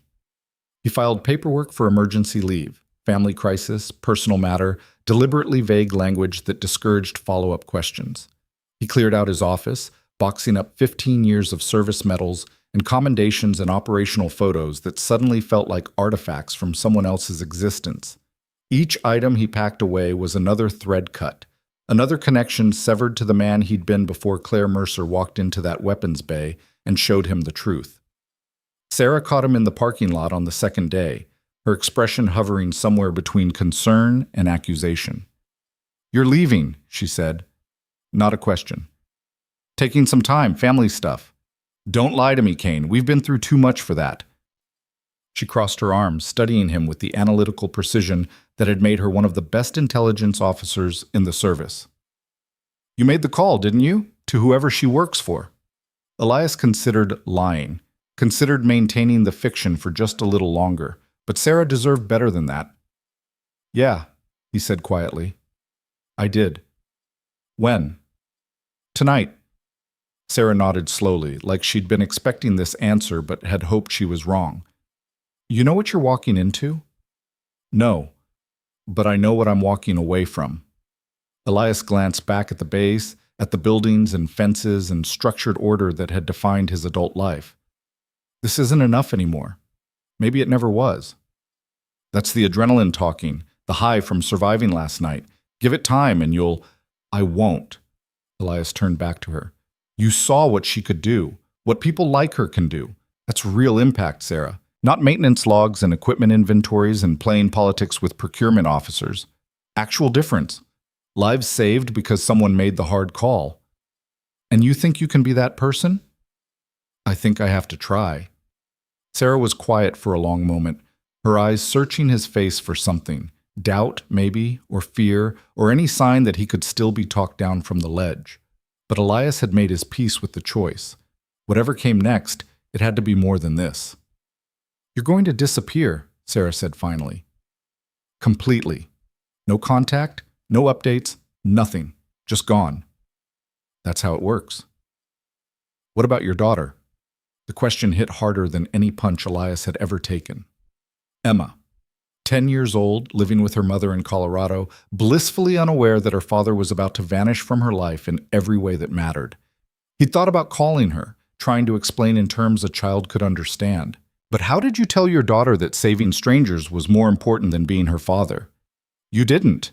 You just carried that weight and hoped she'd understand someday. "I'll make arrangements," Elias said, his voice rough. "Financial support, college fund, everything she needs. Her mother will tell her I'm deployed somewhere I can't communicate from. Eventually, she'll accept it." "Will she? Or will she spend the rest of her life wondering why her father chose ghosts over family?" Elias felt the accusation like a knife between his ribs. "You think I don't know that? You think I haven't spent the last 48 hours tearing myself apart over this choice? Then don't make it. Stay. Be the father she needs instead of the hero she'll never know. And if my staying means someone else's daughter loses her father because I wasn't there to make the impossible shot, how do I live with that?" Sarah's jaw tightened. She didn't have an answer, neither did Elias. That was the problem with operating in the shadows. Every choice had a cost, and you never knew which one was right until it was too late to change your mind. "Take care of yourself, Kane," Sarah said finally. "And if you ever need a way out, if this life turns into something you can't handle, you call me. Doesn't matter when or where. I'll find a way to bring you home. There won't be a home to come back to. Then I'll build you a new one." She held out her hand. "Good luck. You're going to need it." Elias shook her hand, feeling the weight of everything unsaid pressing down on them both. Then he got in his truck and drove away from Black Ridge for the last time, watching the facility shrink in his rearview mirror until it was just another speck in the vast Nevada desert. The coordinates led him to an abandoned airstrip 3 hours north of Reno. Nothing but cracked concrete and wind-scoured buildings that looked like they hadn't seen human activity in decades. Elias arrived an hour before the designated time, using the daylight to scout the perimeter and assess potential threats. Old habits died hard. He found nothing. No surveillance equipment, no hidden personnel, no sign that anyone used this place for anything more than a waypoint for dust storms and forgotten dreams. But he knew better than to trust what his eyes told him. If the people running this operation were half as good as Claire, they'd be watching him right now from positions he'd never spot. Twilight came slow and red, painting the desert in shades of blood and rust. Elias sat on the hood of his truck, watching shadows stretch across broken concrete, and waited for whatever came next. The helicopter arrived exactly on schedule. A black UH-60 with no markings, no tail numbers, nothing that could identify its origin or ownership. It settled onto the cracked runway with professional precision, rotors whipping up dust devils that forced Elias to shield his eyes. A figure emerged from the aircraft. Not Claire. Someone older, harder, carrying themselves with the kind of authority that came from decades of making decisions in rooms that didn't exist. The man wore civilian clothes, dark jeans, tactical jacket, boots that had seen serious use. His hair was silver, cropped military short, and his eyes had the 1,000-yard stare of someone who'd seen things most people couldn't imagine. "Captain Kane," the man said, his voice carrying easily over the helicopter's dying whine. "I'm Director Hale. We spoke on the phone." Elias slid off the truck hood. "Just Elias now. The rank doesn't mean much where we're going." "Smart. You learn quick." Hale gestured toward the helicopter. "We have a flight ahead of us, 1,700 miles to a facility that doesn't exist on any map. You'll be briefed en route. Questions?" "Hundreds. But I'm guessing you won't answer most of them." "You'd be right." Hale allowed himself a thin smile. "But I'll answer one, the most important one you're not asking. Which is? Whether you can trust us. Whether what we do is worth the sacrifice." Hale's expression hardened. "The answer is no. You can't trust us. Not completely. Because trust requires transparency, and transparency is a luxury we can't afford. But what we do, the operations we run, the threats we eliminate, the lives we save, that's worth every sacrifice, every lie, every piece of yourself you have to burn away to become what's necessary." Elias studied the man's face, looking for deception or manipulation. He found only brutal honesty. "Claire said I could never go back," Elias said, "that this door only swings one way. She was being generous. There is no door, just a cliff edge, and once you step off, you're in free fall until we decide you've learned to fly or you hit the ground." Hale turned toward the helicopter. "Last chance to change your mind. Get in that bird, and your old life is over. Everything you were becomes classified. Everyone you knew gets a carefully constructed story about deployment or reassignment or whatever fiction makes them sleep better at night. And my daughter? Gets a father who's always deployed but never forgotten.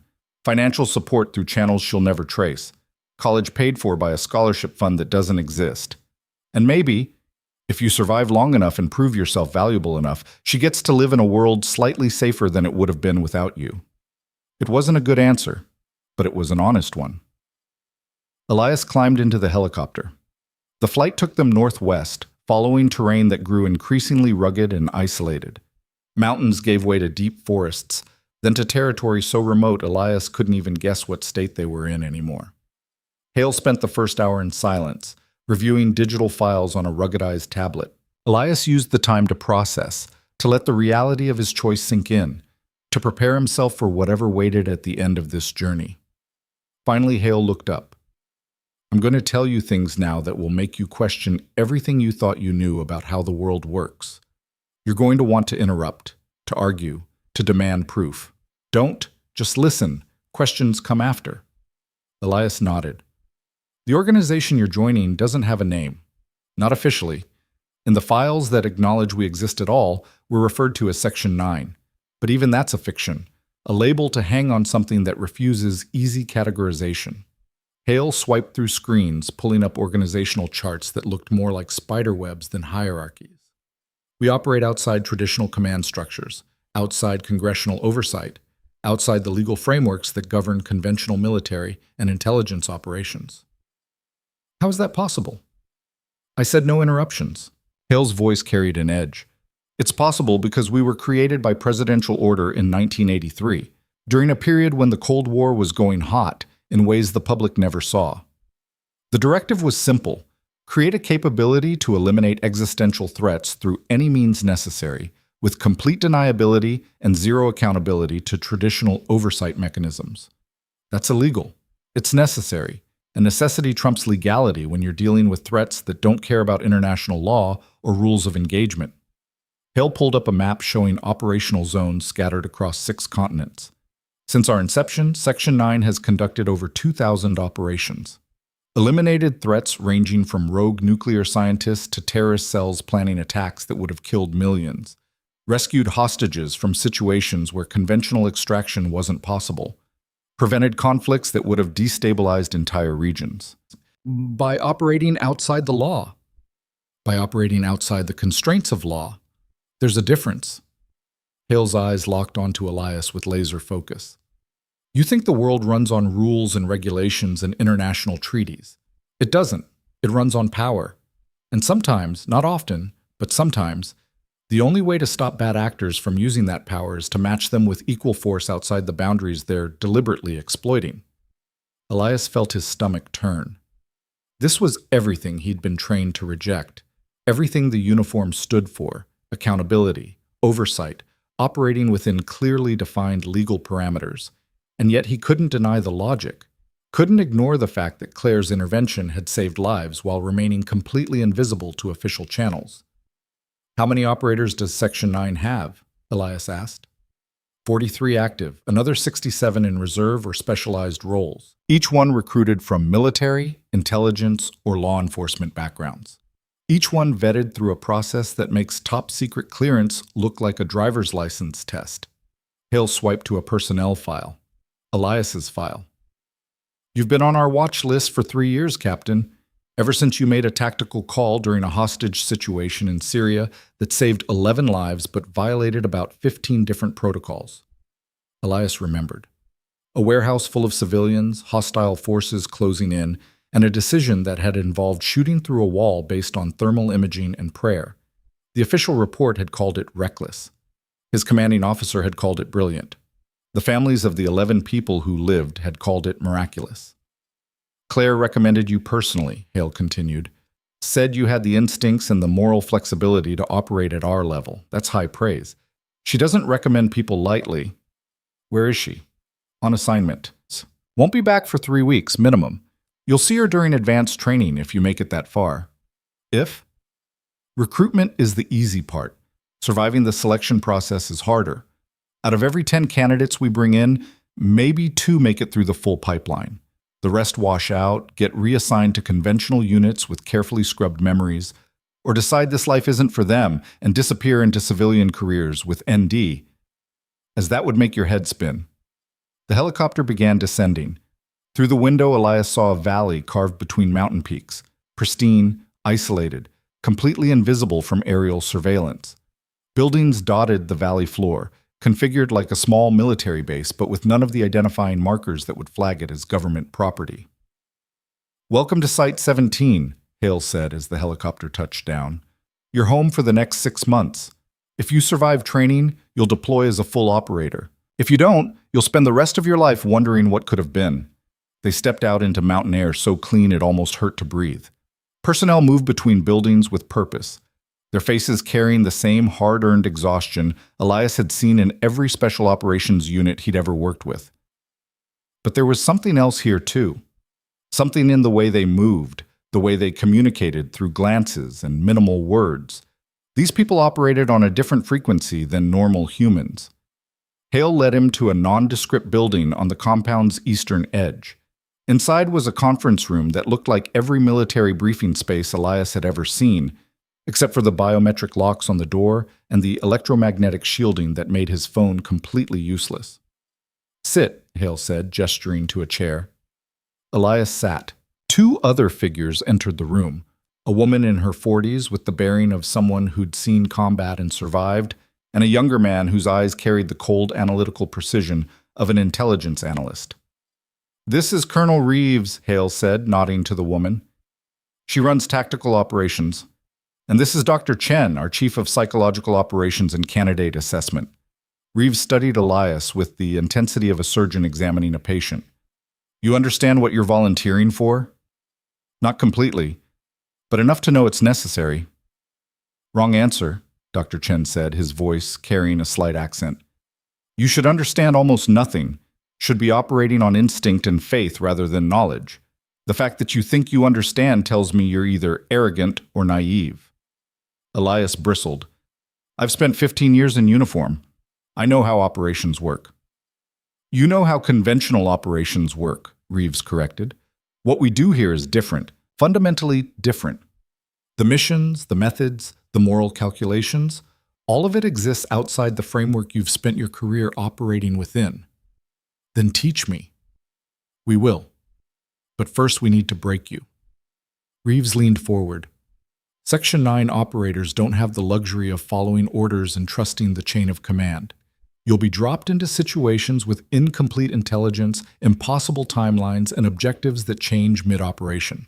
You'll have to make calls that could save hundreds or kill thousands, and you'll have to live with those calls for the rest of your life, which, if you're good, will be significantly shorter than it would be in conventional service. How short are we talking? Average operational lifespan is 7 years, Dr. Chen said clinically. Some operators burn out sooner. A few last longer. Clare Mercer has been active for 11 years, which makes her an outlier. Also makes her one of our most valuable assets. 11 years. Elias tried to imagine carrying the weight of 74 kills across 11 years of shadow operations and impossible shots. Tried to imagine the toll it would take, the way it would reshape someone's psychology and perception until they became something other than fully human. What's the washout rate in training? Elias asked. 80%, Hale said. Most candidates can't handle the psychological stress, can't make peace with operating outside legal boundaries, can't accept that sometimes the right call means watching innocent people die because saving them would compromise a larger objective. And you're okay with that? With sacrificing innocence? No, but I'm okay with making hard calls in impossible situations. Hale's expression hardened. You want moral absolutes? Join a philosophy department? You want to actually make a difference in a world that doesn't care about your ethical comfort? Stay here and learn what it takes to operate at our level. The room fell silent. Elias felt the weight of 3 sets of eyes measuring him, calculating his worth, deciding whether he had what it took to survive in their world. I'm in, he said finally. Whatever it takes. I'm in. Reeves nodded. Good. Training starts tomorrow at 0500. You'll undergo 6 months of intensive preparation covering advanced marksmanship, tradecraft, psychological conditioning, and field operations. You'll learn languages, demolitions, infiltration techniques, and how to operate in hostile territory with zero support. You'll be pushed to your absolute limits and beyond. Many times you'll want to quit. Don't. What happens if I do? You go home, or what's left of it. Dr. Chen pulled up a file on the wall monitor. We have a comprehensive reintegration program for washouts, memory modification through pharmaceutical and psychological intervention, placement in civilian careers with manufactured backgrounds, ongoing monitoring to ensure operational security. You'll live a normal life. You just won't remember any of this. Elias felt ice spread through his chest. You erase people's memories? We protect operational security through whatever means necessary, Hale said. Section 9's existence is classified above top secret. No one who learns about us can be allowed to compromise that security, whether through intention or accident. So yes, if you wash out, we scrub your memories of this place and everything connected to it. You'll remember serving at Black Ridge, taking emergency leave, and eventually transitioning to civilian life. Clean, simple, safe. That's a violation of everything you've ever been taught, I know. Hale's expression softened slightly. But it's also the only way this works. The only way we can operate with the freedom necessary to actually accomplish our mission. You don't have to like it. You just have to accept it. Elias looked at each of them in turn. Hale with his brutal honesty, Reeves with her combat-hardened certainty, Dr. Chen with his clinical detachment. These people had made peace with operating in moral gray zones that would destroy most humans, had learned to carry the weight of impossible choices without breaking. Could he become that? Could he sacrifice his ethics, his sense of right and wrong, everything he'd built his identity around, for the sake of missions that might never be acknowledged?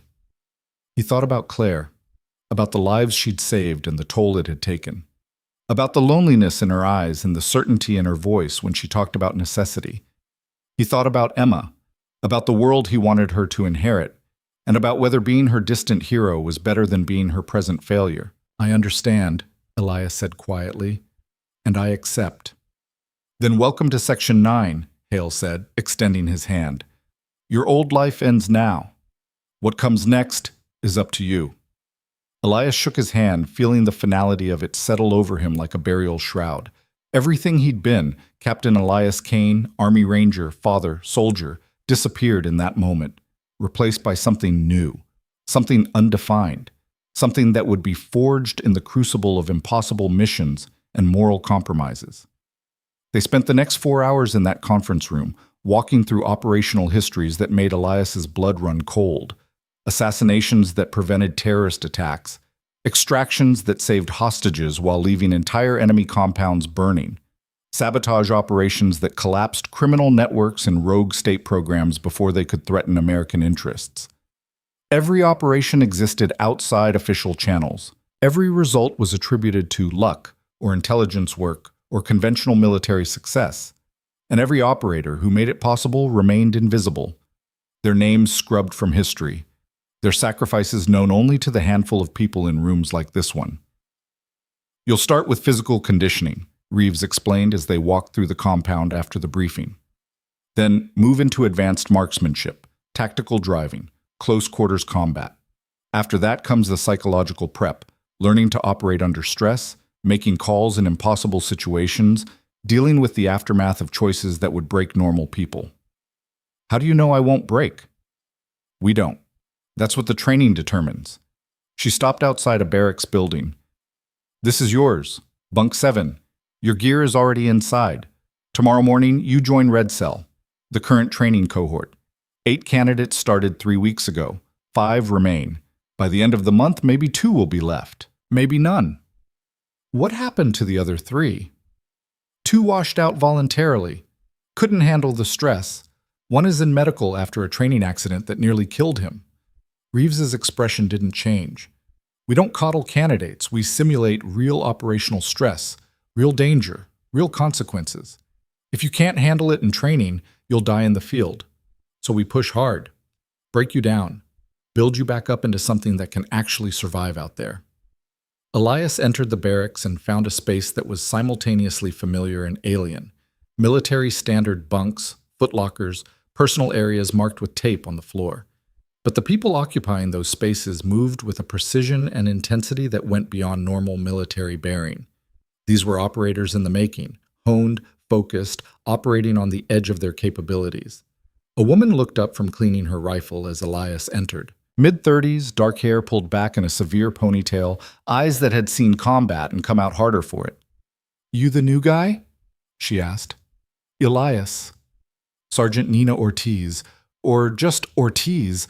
Ranks don't mean much here. She set down the cleaning rod. You come from conventional units? Army. Ranger qualified, 15 years in. Then you're going to hate the next 6 months. Everything you learned about chain of command and proper procedure? Worthless. Everything you think you know about operating in the field? Wrong. This place strips you down to raw instinct and builds you back up into something that can function in situations where there are no right answers. Looking forward to it, Ortiz allowed herself a thin smile. You'll fit in, or you'll break. Either way, welcome to hell. The other candidates introduced themselves over the next hour.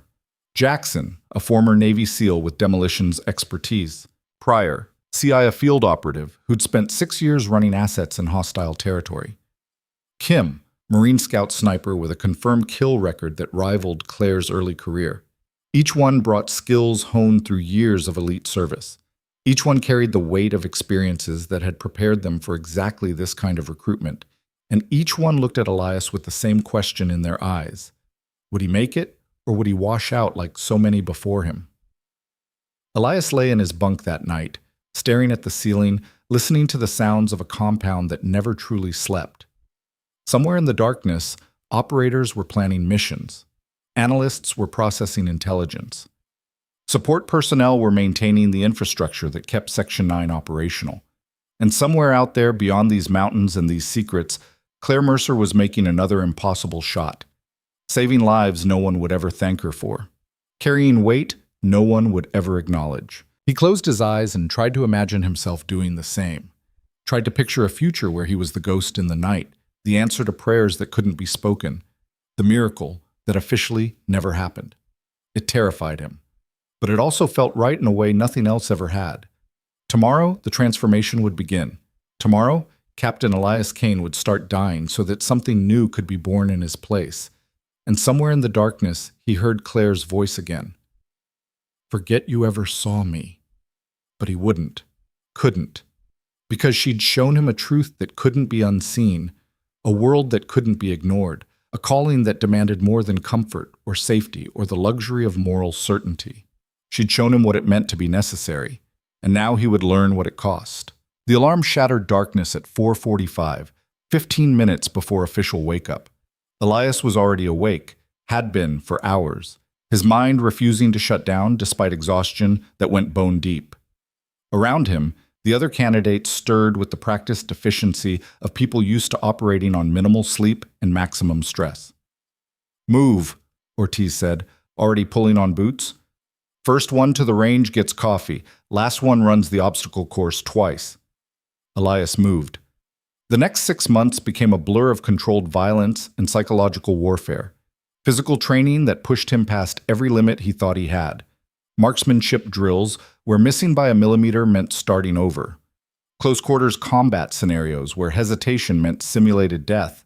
And through it all, the constant pressure of knowing that 80% of the people who started this journey would fail. By week 3, Jackson washed out. The demolitions expert couldn't handle the moral ambiguity exercises. Simulations where saving one target meant sacrificing another, where the right call was always the one that hurt most. He left quietly one morning, and by afternoon, it was like he'd never existed. Week 7 took prior. The former CIA operative suffered a complete psychological break during a 72-hour isolation exercise designed to simulate capture and interrogation. Elias heard him screaming through the walls, begging for it to stop, and felt his own sanity fray at the edges. Kim lasted until week 11. The Marine sniper was physically perfect, tactically brilliant, but couldn't make the transition from surgical precision to operational flexibility. She needed clear targets, clean shots, defined parameters. Section 9 operated in chaos. The morning she packed her gear, she found Elias cleaning his rifle in the pre-dawn darkness. "You're going to make it," she said quietly. "You have what they're looking for." "What's that?" "The ability to live with yourself after you become something else." Kim shouldered her pack. "Don't lose that. It's the only thing that keeps you human." Then she was gone, and only Elias and Ortiz remained from Red Cell's original cohort. 2 out of 8, Ortiz said that night as they ran night navigation drills through mountain terrain that wanted to kill them. "Better odds than most cycles." "You sound disappointed." "I am. Means the training is getting soft." She vaulted over a fallen log without breaking stride. 10 years ago, they had cycles where nobody made it through.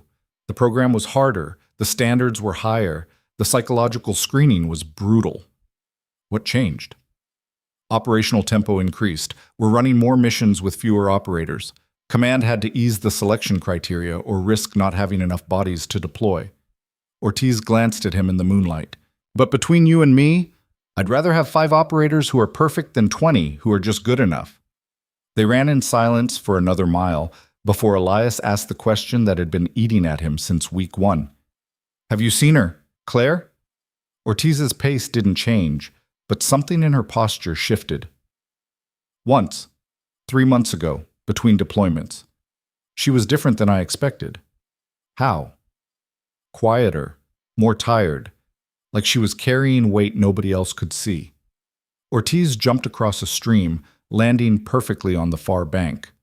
But when she was on the range, when she had a rifle in her hands, she became something else, something beyond human. I watched her make a shot at 2,800 meters in 15-knot crosswinds. First round, center mass. The instructor stopped talking, stopped breathing. Just watch this woman do something that shouldn't be possible. "Did you talk to her?" "For about 30 seconds. She asked how training was going, told me not to die, then disappeared back into whatever operation she was running." Ortiz's voice carried a note of something that might have been awe or fear. That's when I understood. People like Claire aren't operators. They're instruments. Tools that the universe created for a specific purpose and then pointed at problems nobody else can solve. Week 14 brought the first live mission, a simulated hostage rescue that turned out to be real intelligence work on a human trafficking network operating across the Mexican border. Elias and Ortiz were embedded with actual operators, tasked with gathering evidence while maintaining cover as freelance security consultants. The operation went sideways on day 3 when their cover was blown by a corrupt local official. Elias found himself in a hotel room facing 2 armed traffickers who'd been sent to eliminate the problem. No backup, no extraction plan. Just him, Ortiz, and the choice between compromising the mission or taking action that would cross every legal line he'd ever been trained to respect. Ortiz looked at him across the room, her hand near her concealed weapon, and asked the question with her eyes. "What's the call?" Elias made it. 2 shots, both fatal, both necessary. They dumped the bodies in a construction site, scrubbed the scene, and completed the mission. The intelligence they gathered led to the arrest of 17 traffickers and the rescue of 43 victims across 3 states. Nobody ever knew about the 2 men who died in that hotel room. Official reports credited an anonymous tip. The families of the rescued victims praised law enforcement.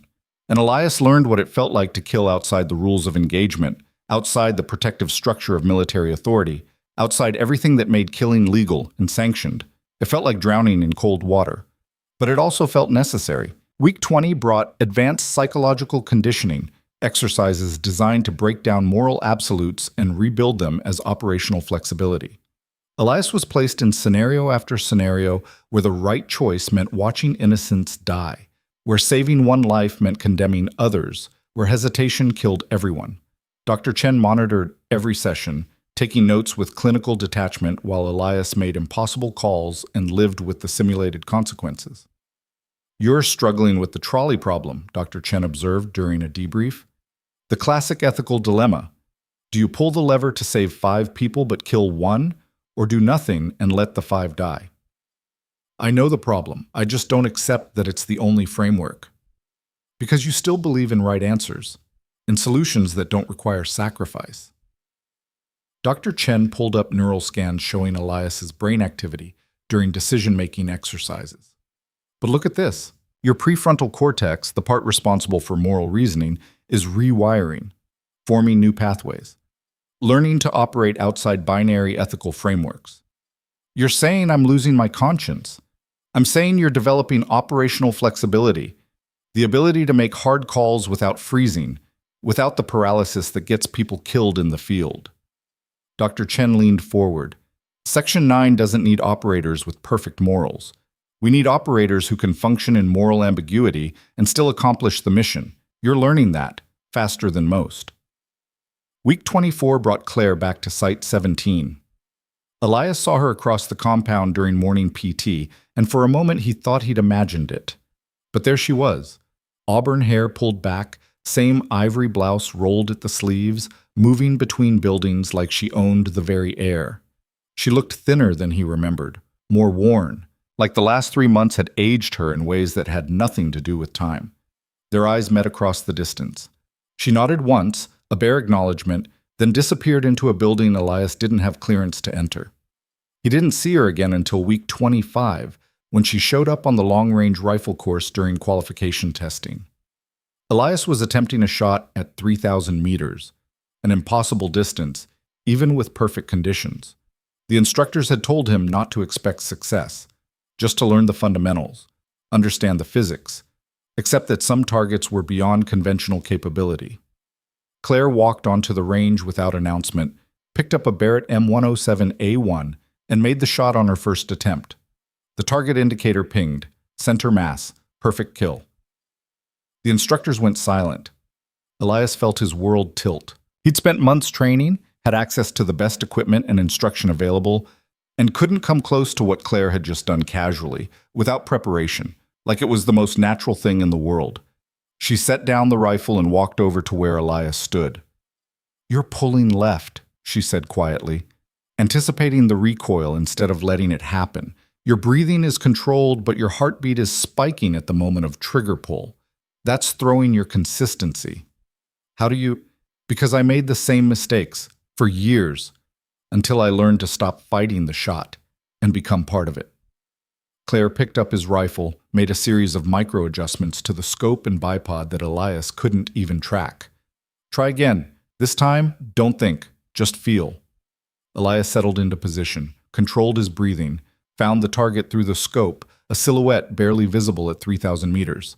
He felt his heartbeat, steady and strong, felt the wind against his face, felt the weight of the rifle, the curve of the trigger, the moment of perfect stillness before the shot. He stopped thinking and pulled the trigger. The round flew true. 3 seconds later, the target indicator pinged, not center mass, but a hit. A confirmed kill at a distance he'd thought impossible. Claire smiled. A real smile, the first he'd seen from her. Better. Do it 10,000 more times and you'll start to understand. Is that how many it took you? More. She looked out at the distant target, her expression shifting to something distant and haunted. I fired over 50,000 rounds at extreme range, practiced until my shoulder was bruised black, until I could smell gunpowder in my sleep, until I could calculate windage and elevation in my head faster than computers. And I'm still learning, still finding ways to push further. Why? Because there's always a target just beyond your current limit. Always someone who needs saving at a distance nobody else can reach. Claire turned to him, and for the first time, Elias saw the full cost written across her face. You asked me once if the weight of my work ever follows me. The answer is every day. Every shot. Every face I see through the scope before I pull the trigger. They're with me. Always. Forever. How do you live with it? I don't. I just exist.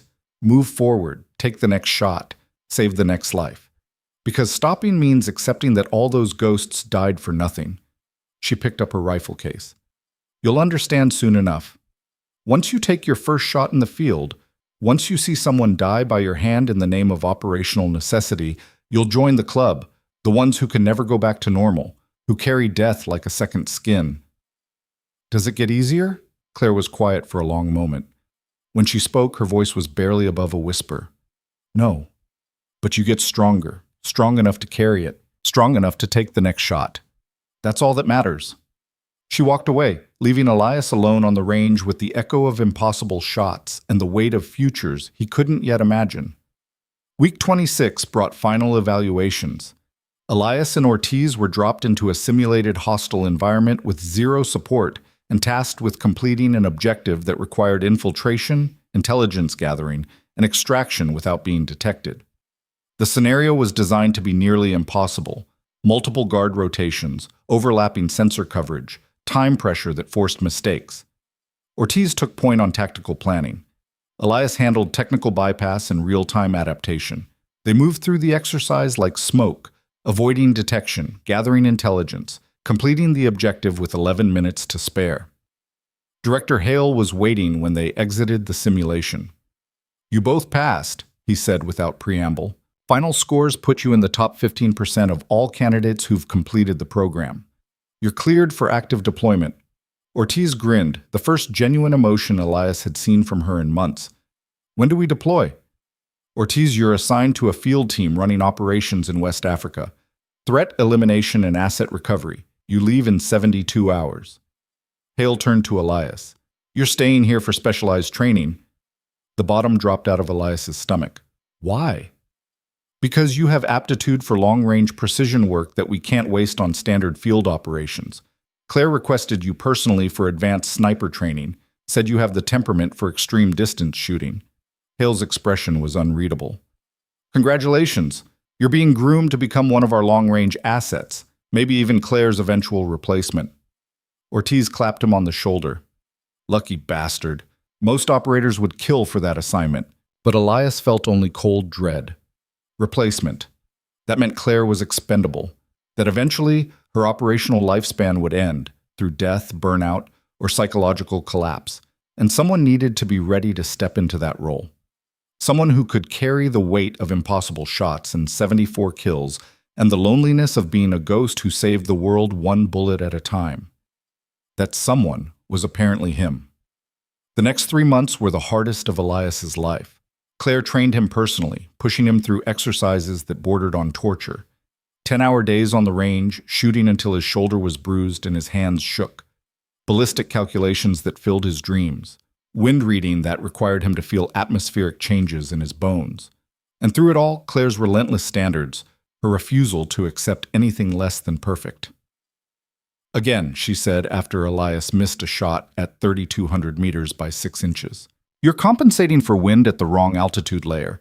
The bullet transits through 3 distinct atmospheric zones on a shot this long.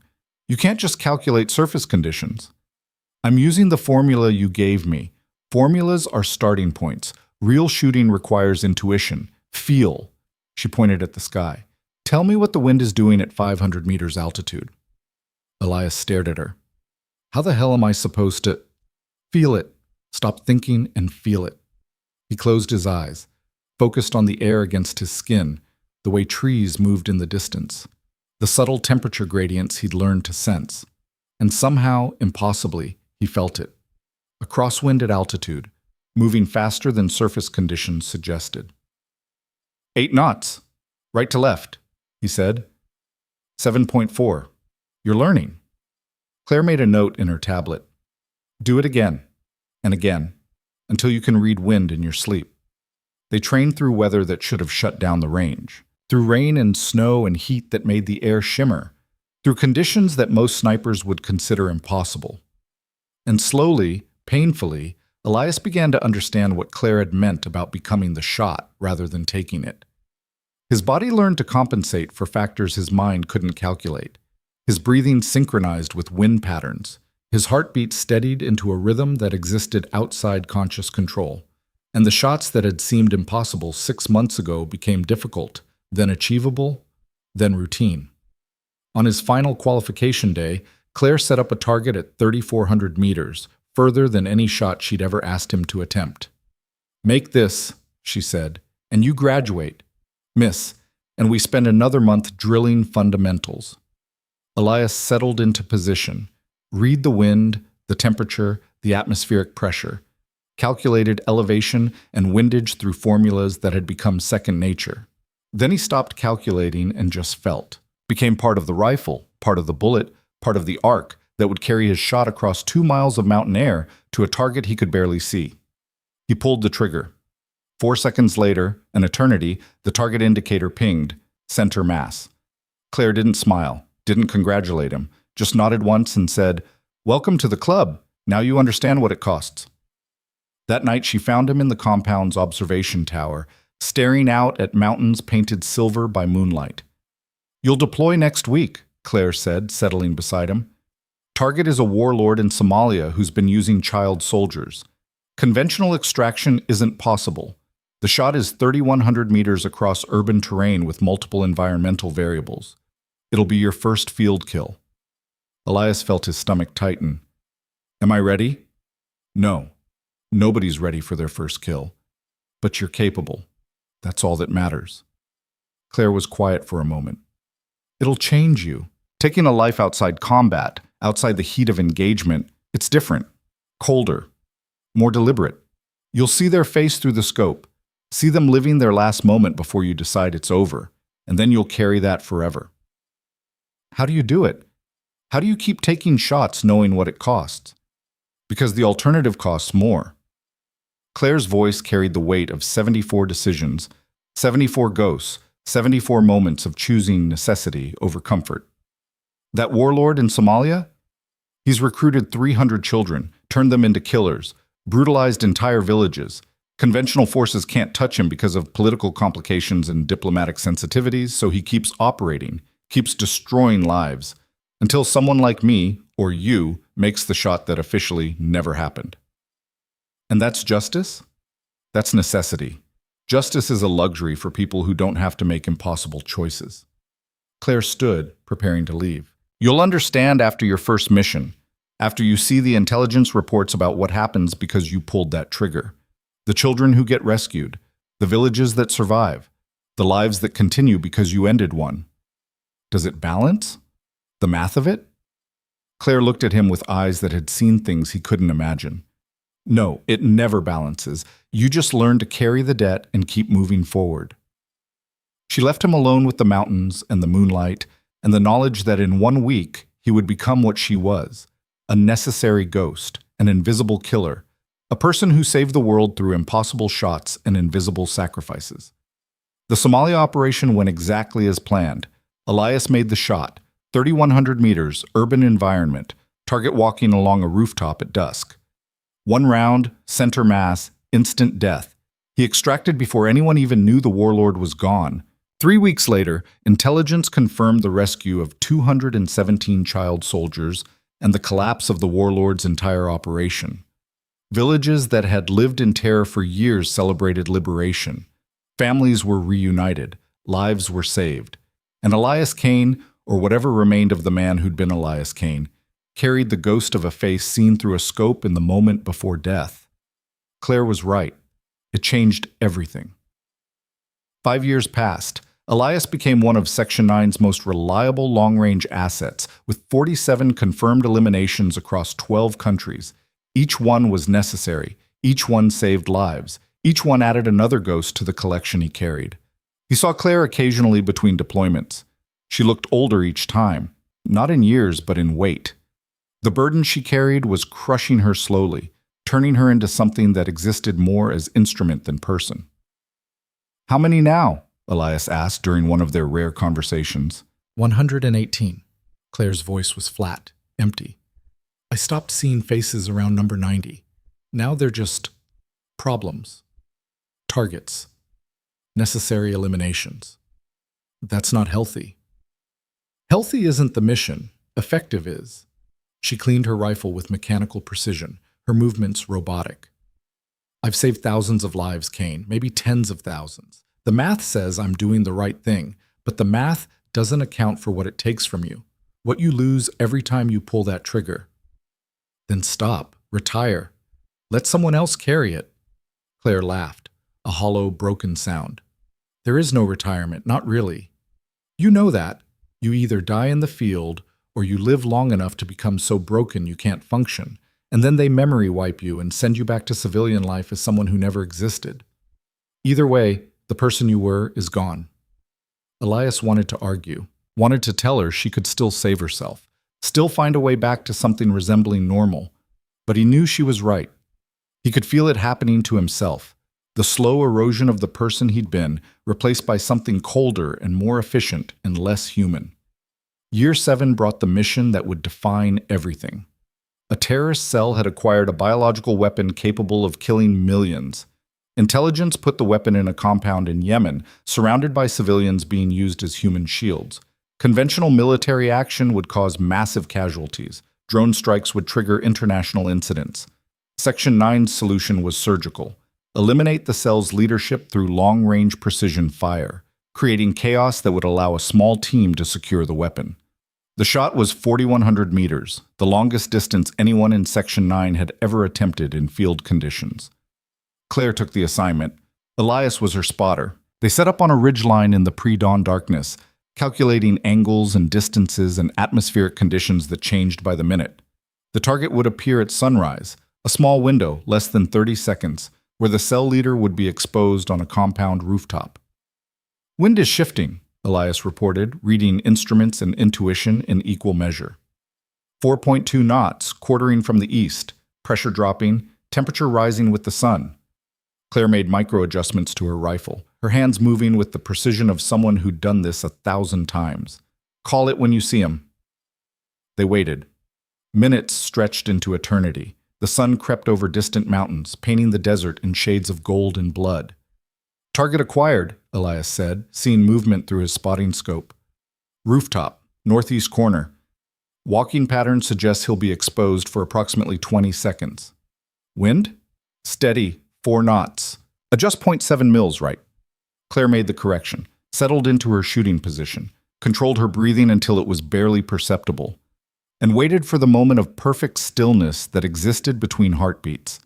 Elias watched through the scope as the target moved into position, saw his face clearly, a man in his 40s, bearded, wearing traditional robes. Saw him pause to look at the sunrise, unaware that death was looking back from 4,000 meters away. "Send it," Elias whispered. Claire pulled the trigger. The shot was perfection. The round flew true across impossible distance, transiting through atmospheric zones and wind layers, and the mathematical chaos that should have made accuracy impossible. 4.7 seconds of flight time, nearly 3 miles of empty air. The target collapsed. Through the scope, Elias saw the moment of impact, the sudden transition from living to dead, the final instant before everything changed. "Confirmed kill," he reported. "Extraction team is moving." They broke down their position and disappeared into the desert as the sun rose fully, painting the world in light that couldn't touch the shadows they operated in. The biological weapon was secured. The terrorist cell collapsed. Millions of lives were saved.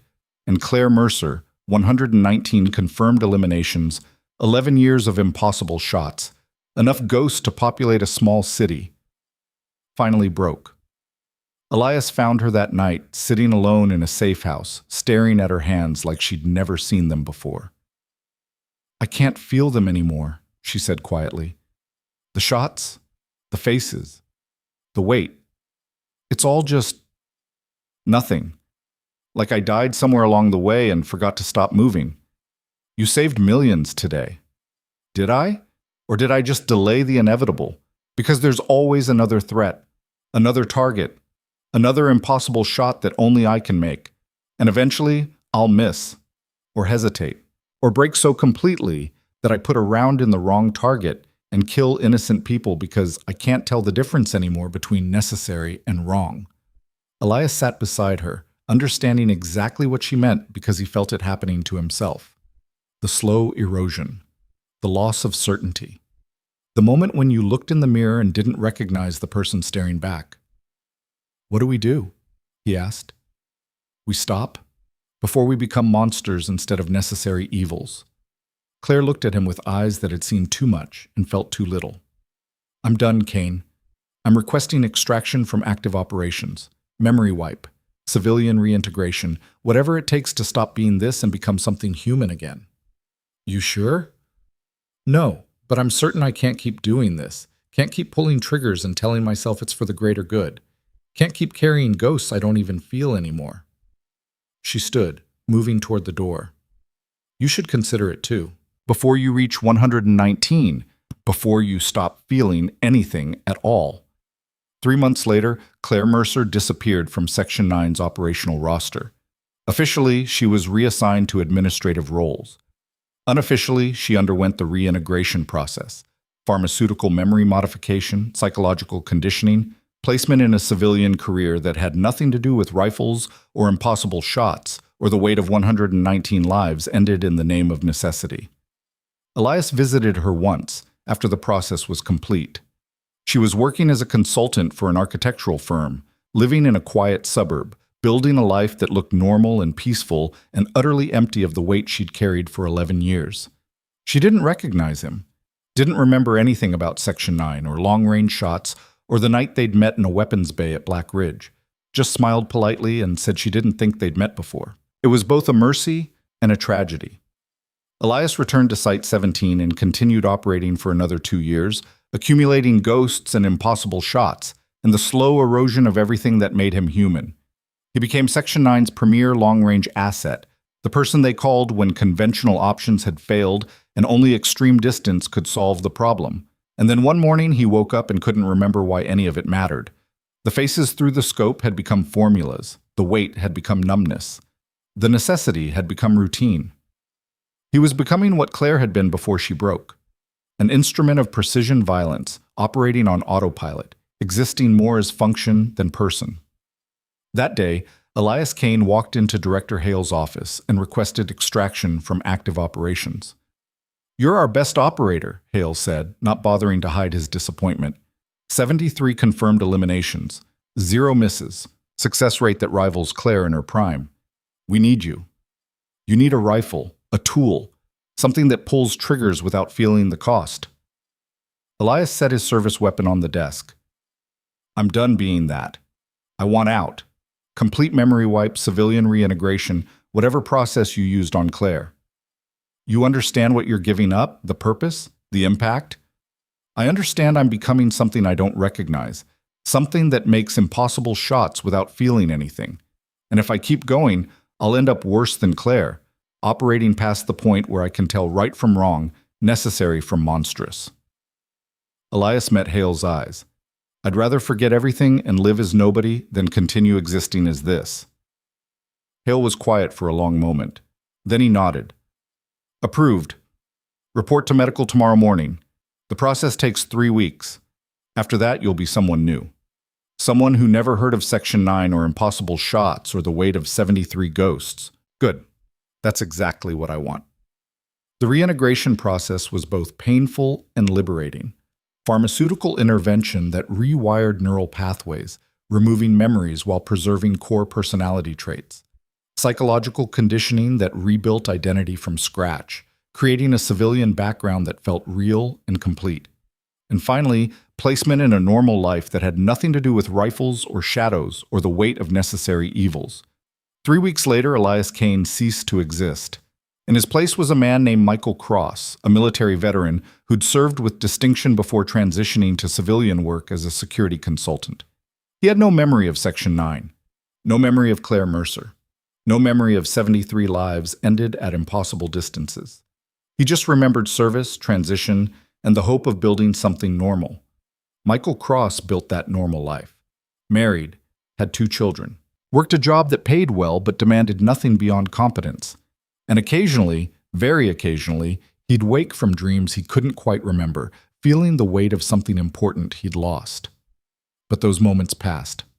Life moved forward, and the ghost stayed buried. Somewhere in the Nevada desert, in a facility that didn't exist on any map, new operators trained for impossible shots and necessary evils. They learned to read wind at 500 meters altitude. They learned to calculate ballistic trajectories that shouldn't work. They learned to carry the weight of faces seen through scopes in the moment before death. And somewhere in the files that no one was cleared to see, 2 names sat side by side in the hall of operators who'd served with distinction before choosing peace over purpose. Clare Mercer, 119 confirmed eliminations, 11 years active service, status, retired/reintegrated. Elias Kane, 73 confirmed eliminations, 9 years active service, status, retired/reintegrated. They'd paid the price, carried the weight, made the impossible shots that saved thousands while destroying themselves piece by piece. And in the end, they'd chosen to forget rather than continue becoming something inhuman. It was the bravest decision either of them had ever made. The world continued turning, safer for their sacrifices, ignorant of the ghosts who'd protected it from shadows. New operators took their places. New, impossible shots were made. New lives were saved by people who officially didn't exist. And somewhere in quiet suburbs, far from battlefields and weapons bays and the weight of necessity, 2 people who didn't remember being heroes lived normal lives and dreamed of things they'd never quite understand. Sometimes the greatest courage isn't in taking the impossible shot. It's in choosing to put down the rifle and walk away before you lose yourself completely, and trusting that someone else will carry the weight you can no longer bear. Well, some heroes save the world through impossible acts of courage. Others save themselves by knowing when to stop. And both choices matter more than the world will ever know.